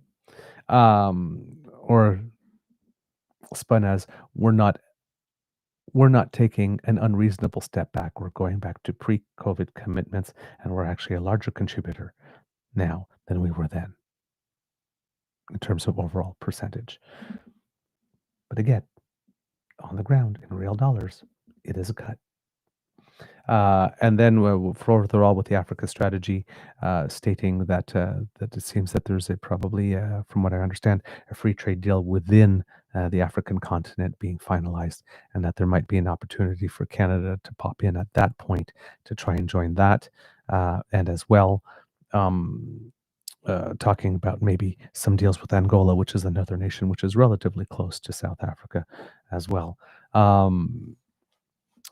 But again, there's over 50 nations on the continent, right? So that one is sort of like this. Oh, and we're talking to Angola as well. Something that you can throw in, but it's not really. None of this really seems to indicate that there is a concerted Africa strategy with which we are highly engaged or highly involved, and that's the way that we are planning to make that a key plank of where we're orienting ourselves in the future when it comes to diversifying our trade. All right. The next question here being asked as well is about what was called a feminist foreign policy. Prime Minister Justin Trudeau used to talk on the world scene, when a lot of people were accusing him of virtue signaling, talking about our feminist foreign policy. It's just from people who are looking at this seems to have been abandoned, or we're taking a step back from it. The Prime Minister is being asked about this one, and he's pretty blunt and direct. Oh, sorry, I forgot to fast forward over the French part because I got so involved in talking with you, kids and cubs. So just going to make sure here that we do go over that. He's basically just repeating in French some of the things he said in English there. All right, to the next question. About the feminist foreign policy, our Sherpa had written that we are going to try to advance gender equality through economic growth. That seems to be a bit of a reframing from the past government, which had more of a focus on sexual health, women and security, gender-based violence. You probably saw South Africa pushing forward GBV given the protests that we've had here. So I wanted to ask, do we still have a feminist foreign policy, and where do those values fit as we try to expand these economic ties with countries whose governments don't always prioritize the rights of women and LGBT people? So that you packed a lot into your follow-up. We have, for example, the work on gender-based violence, the work on female equality was one of the priorities of the South African presidency. I recognize the challenges that exist in this country, and still the more work that we need to do in Canada with respect to gender-based violence. In fact, some of our legislation, actual and prospective, is addressing those issues, which are real challenges. So yes, and this is an example very much of the value of the G20, which is to raise issues that affect all of our economies, all of our countries. I mean, it's not an economic issue first and foremost. It is an issue of justice. It affects Canada. It affects everyone around that table. Different countries put a different priority on it. But by discussing strategies and approaches, my experience is that, I think that's part of our policy as well, our experience is that that helps make broader progress. So yes, we have that aspect to our foreign policy, but I wouldn't describe our foreign policy as feminist foreign policy. Those are different points, but related. Next question, Ashley. Yeah. All right. So again, the Prime Minister being a little blunt here, stating that it's still important, and taking to note that it's important domestically, not only internationally, and that this is a matter of fundamental justice. It's not necessarily an economic issue, but making it very clear that while we do have a feminist element to our foreign policy, and that we care about that our foreign policy as a whole is not feminist. And here, again, Dylan Robertson of the Canadian Press was asking the question, pointing out that there seems to be a shift moving from, reproductive rights, reproductive health, reducing gender-based violence, all that kind of stuff, to other foci when it comes to feminism, when it comes to foreign policy here.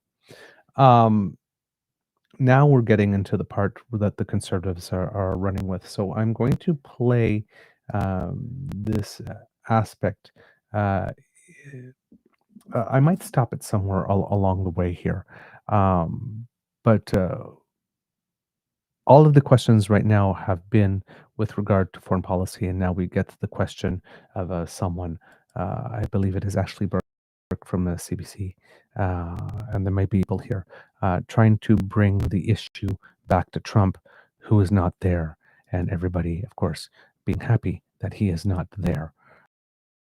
And we'll go through this moment here and see how it transpired in real time.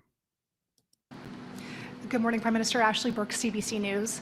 Since the U.S. called off trade talks with Canada, has Mr. Trump returned your calls, texts, or accepted your apology over the Ontario ad? He accepted the apology when I spoke to him, and we've had discussions. I've been busy. There's another point, though. I've been busy. We passed a budget with that's going to catalyze $1 trillion of investment. We have launched new trade agreements. We've secured new investment in the country of a size not seen arguably before. So we're busy. He's got other things to do, and we'll re-engage when it's appropriate.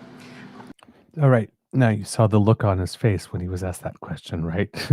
The look that came up, the sort of look that came up. I'm over exaggerating it, but somewhere in the question, has Donald Trump called yet, and all that kind of stuff. Like, have you talked yet? And was sort of a little bemused by the question, finding it maybe a little curious to be asked in this particular context. So again, right, United States is happening, but basically going, the United States is saying what he's saying, but we're busy. We're very, very, very busy. We're a busy country, very, very, very busy around the world. Negotiating deals, making new settlements, reorienting the economy, passing our own budget. Just going out doing us. We're just very, very busy. The United States has decided that it's doing that, and we'll just let them do that. But in the meantime, we're busy. Busy. The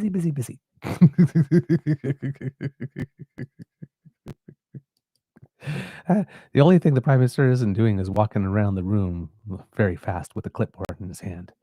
Very busy, just checking stuff out. Very, very, very busy. But of course, the answer is not going to be sufficient. So let's see once pressed. What was the... En français, nous sommes... Oh, so, but yeah, sorry. Basically, in French, for a couple of seconds there, the same answer. No new new news. So we're busy. We're very busy. That's the truth. We're busy with the budget. There's lots to do in Canada, and you know, with the investments in Canada and new partnerships, we can give ourselves a lot more than the Americans can take away from us. And I've said that many times. I'm sure you've heard this sentence or a variation of this sentence several times. But right now, this is the strategy that we are putting in place. So we are putting the strategy in place at the moment. So we are busy. Everything is not the United States all the time, all the time. Right now, here, there's 75% of the population, representatives from 75% of the population. Two-thirds of the global economy is right here, and this is the game of the future. So, um so, he is now going to be pressed, in English again by Ashley Burke, because he says a reaction here, and it comes pretty instant as the question is being asked. When was the last time you spoke to the president? And as you diversify trade away from the U.S., what's your red line? Like in terms of dealing with other countries, I mean, what are the conditions where you won't do business with another country no matter how much money it has? Well, I think let me answer the second part of that, which is there's levels of engagement with countries. Our partnership with the European Union, for example, is at a level prospectively that is unmatched with other jurisdictions because we have similar values in terms of privacy, for example. We have similar values in terms of sustainability. We have similar values in terms of workers' rights. We have similar values, to go to the previous question, in terms of gender equality, LGBTQ rights. And all of that reflects. So the level of economic cooperation, defense cooperation, security cooperation. We have similar views about territorial integrity in Ukraine as well. So our level of cooperation with the European Union, with the United Kingdom, is on a different level than our level of cooperation with other countries. So there's that aspect. Other countries in the emerging world where there's levels of cooperation which are more in commodity-based trade, goods and everyday goods and services, but don't extend to those broader partnerships. So all relationships are not equal; they're not of equal depth, and certainly it's not the case. This is an important point. When we engage with a country, Canada engages with a country, that we're endorsing everything that country does. The two do not follow. We calibrate our relationship, but it's not an endorsement of everything that happens in the country, nor vice versa from those countries to us. So there, again, the Prime Minister making it clear, one of the points that I was telling you about when he's talking about relationships with different countries, different blocks, he calls it levels of engagement and compares, like, for example, our relationship with the EU and the UK, where we're looking at defense and other types of partnerships that we're not looking at with other countries that have, with which we have a more commodity-based sort of exchange or goods-based exchange, but not so much, we're not sharing so many values, that type of stuff. Working in the answer again about, feminism and foreign policy in there, stating that there are, with the EU and the UK, we have a lot more common on that front. So we can go deeper with integration or partnership on other levels and in other areas, whereas other nations that we can't. And that sort of ties in with his answer about Africa as well. We're trying to diversify our trade. And, if we're doing some triage or putting stuff in importance, well, I'm first dealing with the country, going to the countries where the money is and countries where we already have some legal architectural framework to our trade so that we can maximize that. And then looking at countries that have that are ready to go now and that have big trade opportunities with to try and sign new deals. And then, it might be Africa because we do not have a lot of activity yet. And,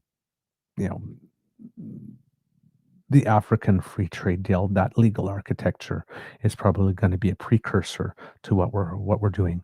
But also in one of those previous answers, he mentioned once again increased negotiations and talks between the CPTPP bloc and the CETA bloc, right? The Canada EU trade bloc and the Trans-Pacific Partnership bloc, and them getting together. So there's a lot of things and there's a lot of angles that we're working at a certain time, and not everything has the same priority or has the same level of deep engagement. So things get placed in their proper boxes and then get placed in the order list in terms of priorities. So he's making the point here, and this is a very crucial point that often gets lost in nuance. And you can see that a lot of that answer has to do with dealing with India and China in terms of like the red lines. What country, or the UAE, right? Which countries will you not do business with, no matter how much money there is there, and where are the red lines on that? So making clear here that there is some nuance. Not all trade relationships are equal, and it's not as much of a priority for us to deal with everybody equally. There are certain countries we want to be more involved with at the time and at certain times, and those are countries probably with whom we share greater points of connection. So he's answering the second part first, but there was a two-part to that question. We need to get back to that first part, and I'm sure that he's going to be reminded of it. Next question. Who cares? I mean, it's a detail. It's a detail. I spoke to him. I'll speak to him again when it matters. I mean, the sort of, comme j'ai dit, nous sommes très occupés. Nous sommes très, très occupés. So right there, you saw that question. So he was pressed about it. Yeah, but what about the United States? The phone call. It's like, did Donald Trump call you? When are you answering? And then, because we're not getting readouts after every discussion between these two or every text exchange, right? So the journalists keep on asking, when was the last time? When was the last time?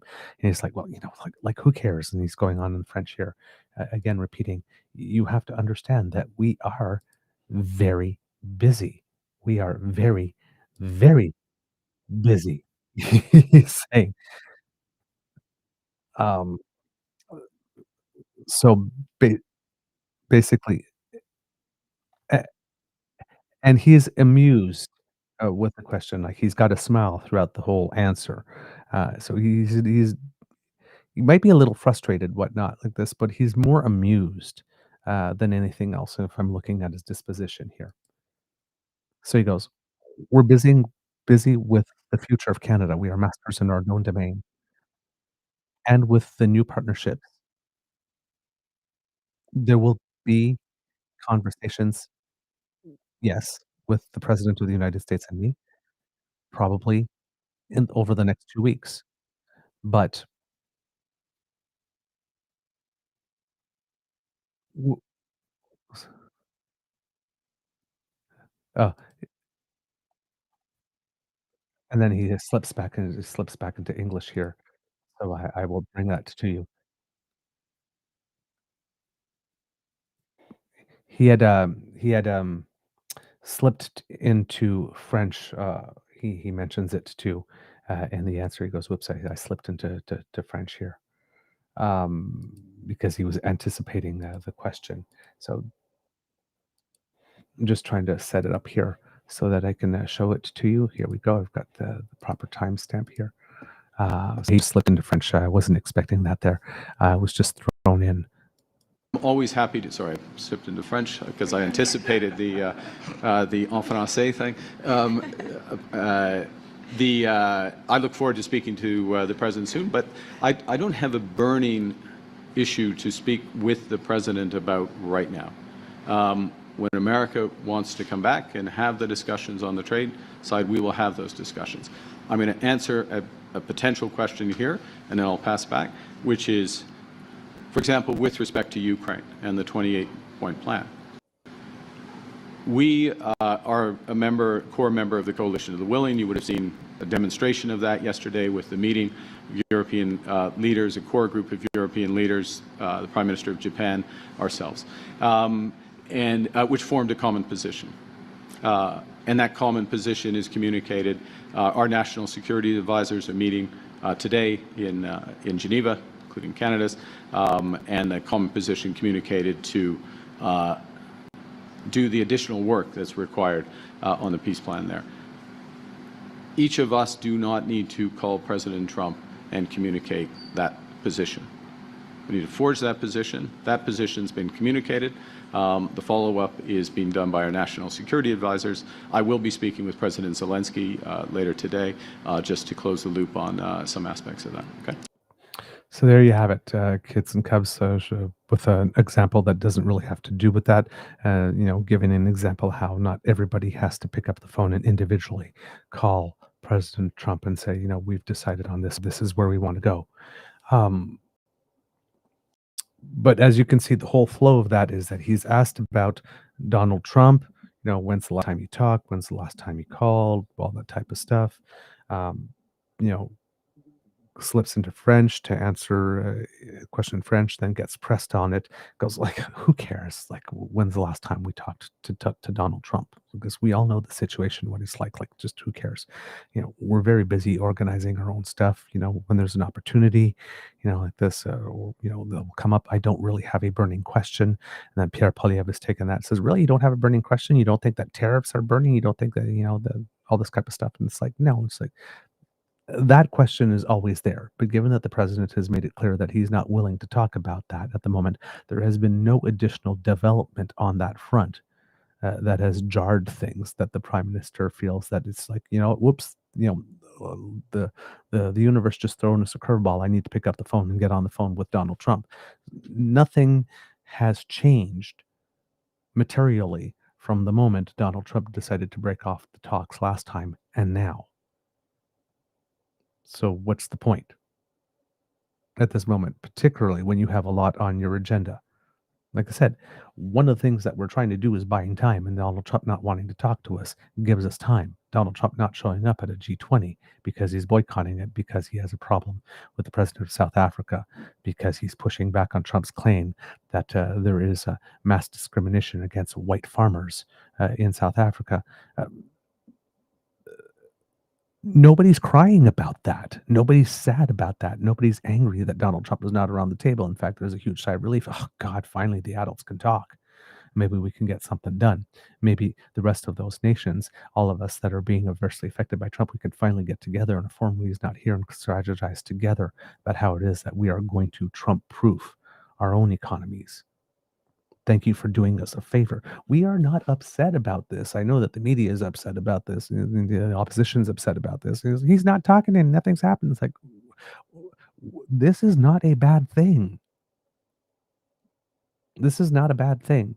So, and in these questions, right, there's sort of an impression trying to be created here that maybe not trying to be created, but those questions asked those way try to create an impression that maybe the prime minister is writing Donald Trump left, right, and center all the time, and Trump is just not returning his calls, and this prime minister is not effective at getting Trump to return his calls, when it's been clearly established. Oh, well, the toddler decided to walk away from the table for the second time. The last time when he walked away, we said, oh, come back. Well, this time, it's like, well, okay, you want to walk away. We got shit to do, and when you're ready to come back, we'll be here. When you cry yourself out, give us a call. We'll get back to our regularly scheduled negotiations. Until that time, unless something devastating happens or shocking happens or something out of the left field completely happens, I have no burning issue to talk to you about, as you clearly have no burning issue to talk to me about, given that we haven't talked since you walked away from the table. Life goes on. I'm very busy. UAE, South Africa, Sweden, Vietnam, Thailand, ASEAN nations. Very, very, very, very, very, very busy. There's nothing more to say, really. So I can understand the prime minister being frustrated at being asked the question. It's like, Trump's not there. Trump is not even a factor at the moment. And we're talking about, I'm signing trade deals with the UAE, and we had the royal family here from Sweden, and a full court press from, big seduction effort and charm offensive from Sweden over here. And, Melanie Joly is about to head off to Asia for more trips and more discussions and all that type of stuff. And our minister Anand was recently talking to India again. Like, there's a lot of stuff going on, right? We got this deal for icebreakers with Finland and the United States. We got this other deal on critical minerals with Australia and India. There's a lot of stuff going on. Like, ask me about any of those things, and don't ask me about the guy that didn't even care enough to show up. And ask, when's the last time you talked to him? Is he returning your calls? It's like, no, nobody cares about this at this particular moment. Now, people do care overall, right? I mean, it's a big pressing issue, and it's the big issue, and we do want to see some progress about it. But in this particular instance, in this particular context of being at the G20, and I'm hammering out these deals and bringing back all this stuff home, who cares? Now, since then, it has come out that the prime minister is maybe considering taking a trip to Washington, D.C. next week. Don't know if he has any indication that if he went there, there could be a conversation between him and the president, or whether or not he would just be going to speak to business people and drumming up more business. But that has come up. So that's the major stuff on this part for the press conference. There are more questions about other things that we can deal with another time. But that's the major issues with regard to Canada and the United States and everything that's been going on with South Africa.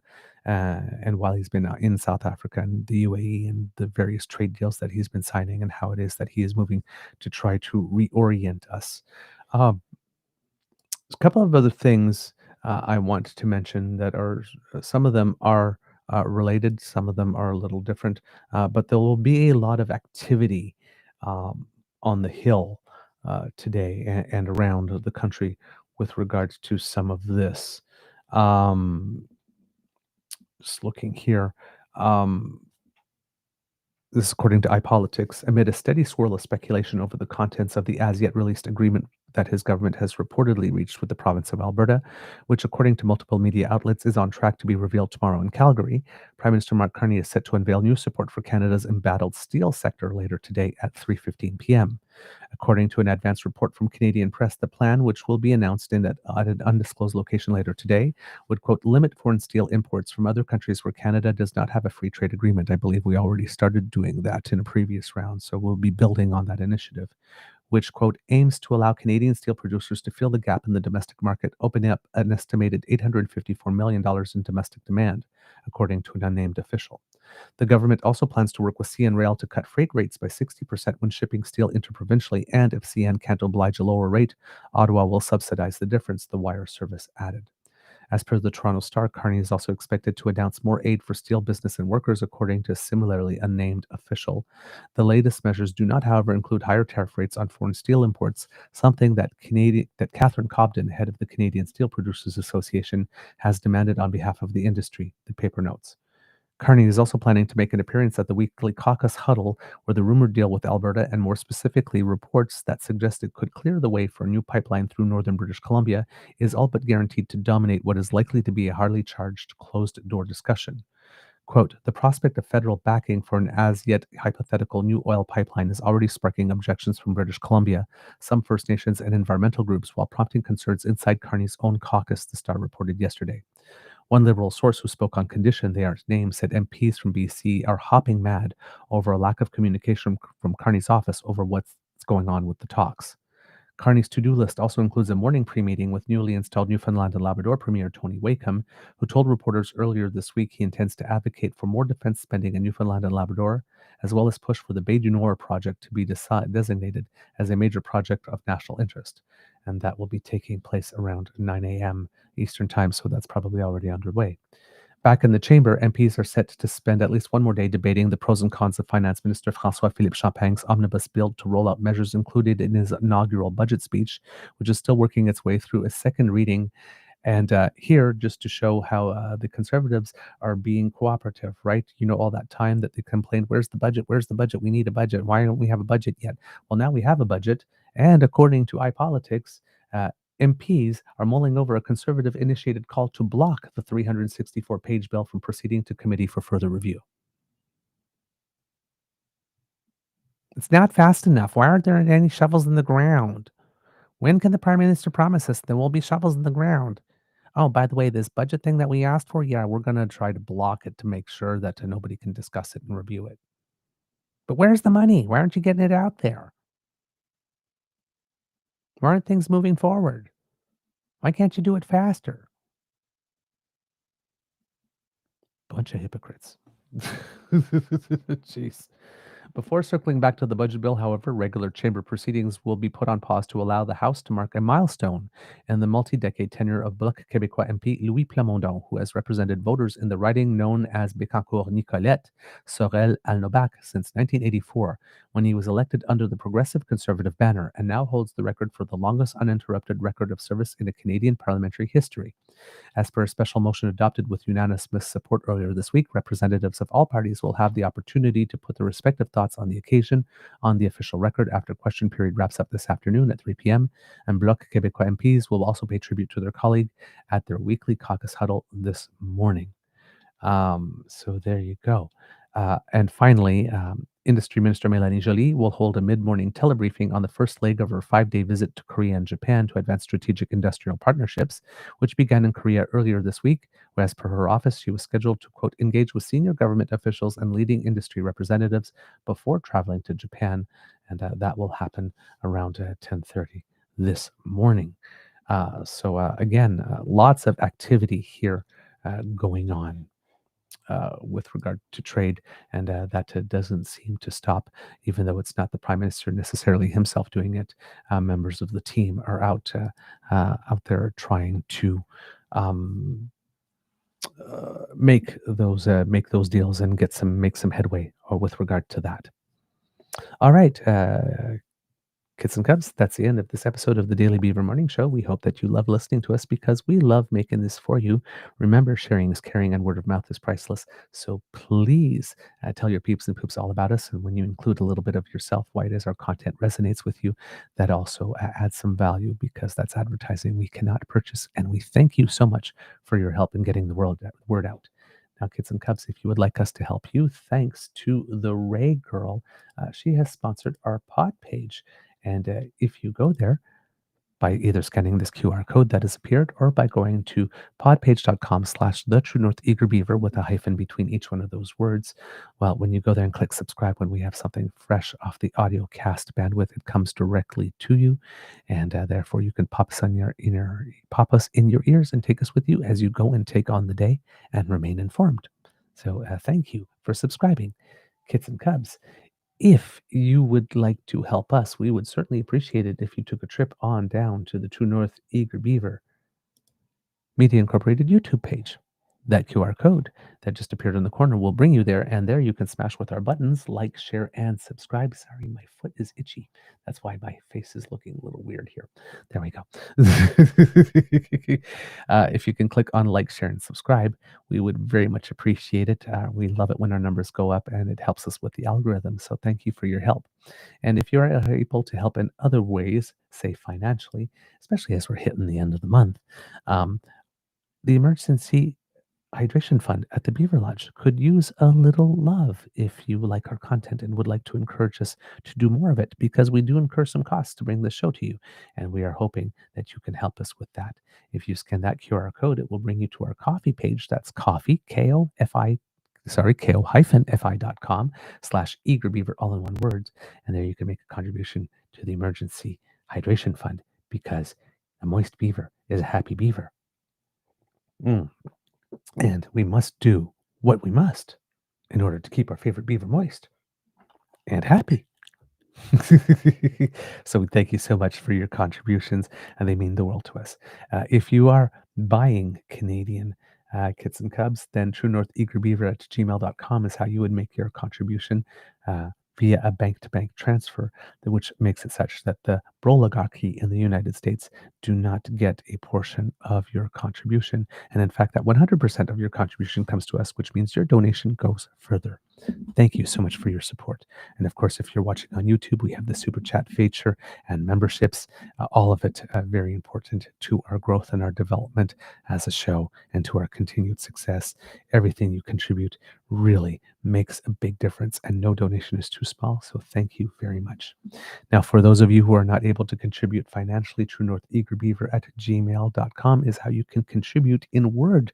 For example, by giving us your thoughts on the show, good, bad, or ugly, or giving us some guest suggestions for who you would like to see on the show. This is your show too, and we like to help with that. So, Kits and Cubs, please send us your feedback. And if you wish to reach us via our socials, True Eager at the Blue Sky Beaver Lodge, and on the shitter, True North Eager Beaver, our Facebook page, our original home. And if you happen to be watching on YouTube, either live with the damn fam or at your own time, right down here in the comment section, leave a little something. We do read everything, even though we're not necessarily able to get back to everyone. And we thank you, because everything you contribute, either financially or in word, gets rolled back into the show to make it better. And we are very grateful for your support. Because democracy is something that you do, Kits and Cubs, remember we have a House of Commons petition E6821 to encourage our parliamentarians to pass a law that would make it such that Canadian journalism is by Canadians, for Canadians, and in the best interests of Canadians. And I'm going to include the link to that petition right here in the chat so that you can add your beautiful autograph to it and increase the numbers. We are right now at 6,871 signatures. And for 2 more days, and not even 2 more days, just over another 24 hours, because it says here it's 9:55 a.m. and this closes tomorrow at 9:58 a.m. So just to say that there are 24 more hours for you to sign our Commons petition E6679. And we had a guest, Mr. Fed Sanchez, on our show a few months ago to come and talk about that petition, which would encourage members of the House of Commons to pass a bill that would make it such that there would be consequences for MPs who knowingly spread disinformation, and also create a registry that Canadians can consult to see just how honest our MPs have been.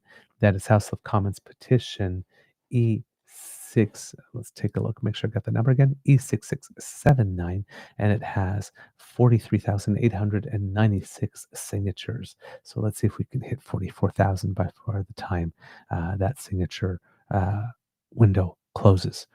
But thank you for all of your support and participating in those 2 initiatives. And if you happen to be living on Prince Edward Island on December 8th, you will have a by-election for District 2, which is Georgetown Ponal, I believe, if I'm not mistaken. I'm wondering where the information went. It seems to have disappeared. Oh, that is terrible. There it is. Got it right here. Yes, Georgetown Ponal, with advanced polls being open November 29th. So in 3 days, December 1st and December 5th, and voting open from 9 a.m. to 7 p.m. Of course, as we keep on mentioning, the leader of the PEI Liberal Party, Robert Mitchell, is running in this by-election, trying to secure his seat in the legislature. So please plan your vote, because friends do not allow friends to do democracy alone. Kits and Cubs, they just do not. All right. Words of wisdom, Kits and Cubs. If you have someone in your life that you care about a lot, and you want some quality time, why not suggest a date night? And whether that's romantic love or platonic love or just good friendship, a hangout night. Spend some time, some quality FaceTime with someone that you love. Maybe someone you haven't seen in a couple of weeks, that you miss, and you care about. Or of course, if you have your love at home, your sweetie at home, and you haven't, it's just been the day to day for a little while. Take some time out and have a little moment of connection. Check in with each other. Show each other some love and some affection. Some cuddles. It's good for the soul. All right, Kits and Cubs, that's all I got for you for now. Remember, it could be a tough world out there, so please be kind to and gentle with yourself. And now, Kits and Cubs, may I please have you say, Mr. Beaver, please cue the cock on the count of 3. 1, 2, 3. Oh, I hear you. I hear you loud and clear. And therefore, my darlings, I must oblige. You are listening to a True North Eager Beaver Media Incorporated podcast. The True North Eager Beaver podcasts are proudly brought to you by our founding sponsors, the Misfit Mysteries from Corvid Moon Publishing, your source for science fiction, fantasy, and cozy mysteries featuring a broad diversity of characters, CanadianTarot.com, their uniquely Canadian online eclectic tarot community, and The Peppermaster, hot pepper sauces made from farm-fresh ingredients to thrill your taste buds and expand your mind. We are grateful to the Crier Media Network for its support, Pete Jarvis for our artwork, and Paul Joseph Something for our opening and closing sequence music.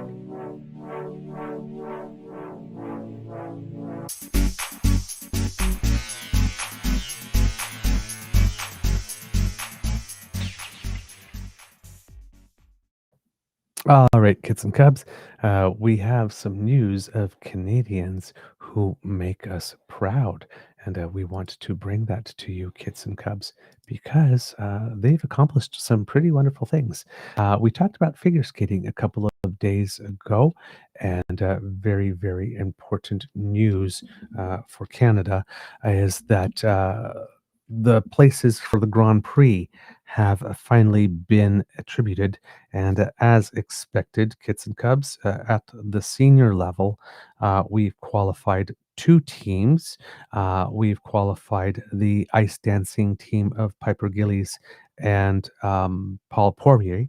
And we have in pairs the team of Diana Stellato Dudek and Maxime Deschamps.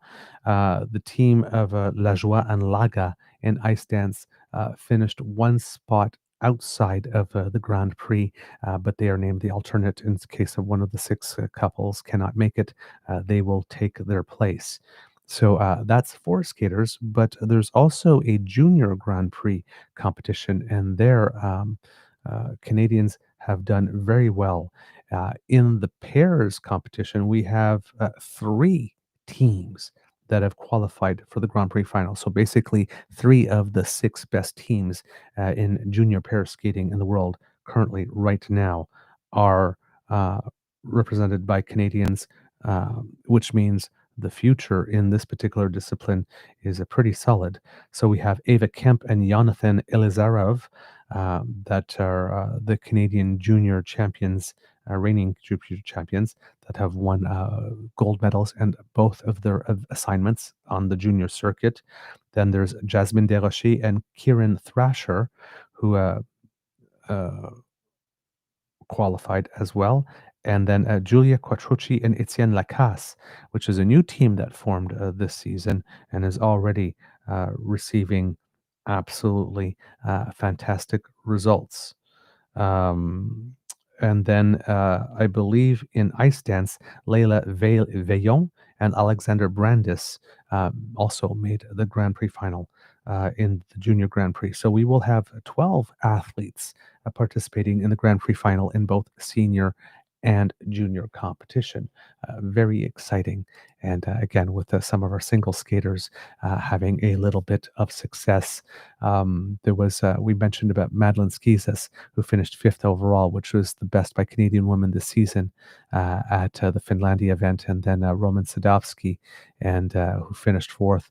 And Gogolev, his first name, Stephen Gogolev, having won a bronze there. But there was also a ISU Challenger Series event when one was called the Warsaw Cup, and Sarah Maud Dupuis from Canada earned the gold medal there with a personal best skate of 185.66, which for her first international victory, which was punctuated by a clean triple axel in the free skate. Not a lot of women are landing triple axels. She's the first Canadian woman to ever land that jump, and she will be signaling to Madeline Skizas that she plans to compete with her to get that one-woman spot for Milano Cortina in 2026 for the Winter Olympics. In short track speed skating, there was the 3rd World Tour stop on the ISU short track circuit in Gdansk, Poland, and the short track speeding team picked up 7 medals there. Last year's Crystal Globe winner won both one gold in both the men's 1,500 and 500 meters. He won all 3 500-meter races this season and the last 2 1,500-meter races. This is Stephen Dubois that we're talking about, of course, and he added a bronze in the 500-meter race there. Sorry, we're talking about William Danjidou, who was the Cluster Globe winner, who won gold in the 1,500, 500, and won all 500-meter races this season. Stephen Dubois added bronze in the 500 meters, and in the women's 1,000-meter, Courtney Sarot claimed silver, while Florence Brunel finished fourth. On Saturday, Sarot and Dubois were both on the podium as Sarot won bronze in the women's 1,500 meters and Dubois finished third in the men's 1,000 meters. Sarot was also in the women's 500-meter final, finishing fourth. Dubois, Danjidou, Brunel, and Danae Blais added bronze in the mixed relay. Danjidou also comfortably leads the men's overall standings, heading in the fourth and final ISU short track World Tour stop next weekend in Dordrecht. The season has been shortened this year because of the Olympic competition coming up early next year. Sarot tops the women's rankings, and the end of the World Tour also marks the end of the Olympic qualification period. In long track speed skating, there was a World Cup in Calgary, and Canada picked up 4 medals. In possibly her final international competition on home ice, Ivani Blondin won gold in the women's mass start for her 40th career World Cup medal in that event. Quote, "It's most likely my last World Cup here at home, so I'm a little bit emotional," said Blondin. "This result is what I wanted, especially after last week's weird finish to the mass start. My goal was to keep it together and not let any breakaways happen because my forte is obviously the final sprint. I found a hole in the last lap and went for it." Valérie Maltais had been in a podium position coming out of the last corner, but a slight loss of balance caused her to slip to 4th place. She did get on the podium with Blondin and Isabelle Weideman as the reigning Olympic champions took silver in the women's team pursuit. That was Maltais' second medal of the weekend. On Friday, she earned her second straight World Cup podium in the women's 3,000-meter, taking bronze in a personal best time of 3:56.45. Weideman staged a late race surge to finish 4th in 3:56.66. Ted Yad Broman earned bronze in the men's 5,000-meter with the second fastest time of his career, and it was a really interesting competition because the competitors that finished first, second, and third each set a new track record on their own. So there was 3 new track records set at the event by the people who finished first, second, and third. Quote, "Last season was difficult for me. I didn't really have any good performances, so I changed my training a bit in the summer and worked really hard to get back into medal contention. Up until now this season, I didn't have a race that proved I was back, but I knew it from my training that I was. I just wanted so bad to prove it, and today I did just that, and it was very relieving," said Blumen.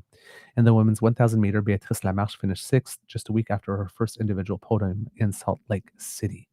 So there you go, Kits and Cubs, a lot to cheer for from our speed skaters and figure skaters. And there's been more competition over the course of the last little while, but we'll bring you more of that in future segments of Canadians who have made us proud because we've gone on long enough today. All right, Kits and Cubs, that's it for me. Amour et bisous. And we will see you tomorrow. And with that, I am gone. Bye.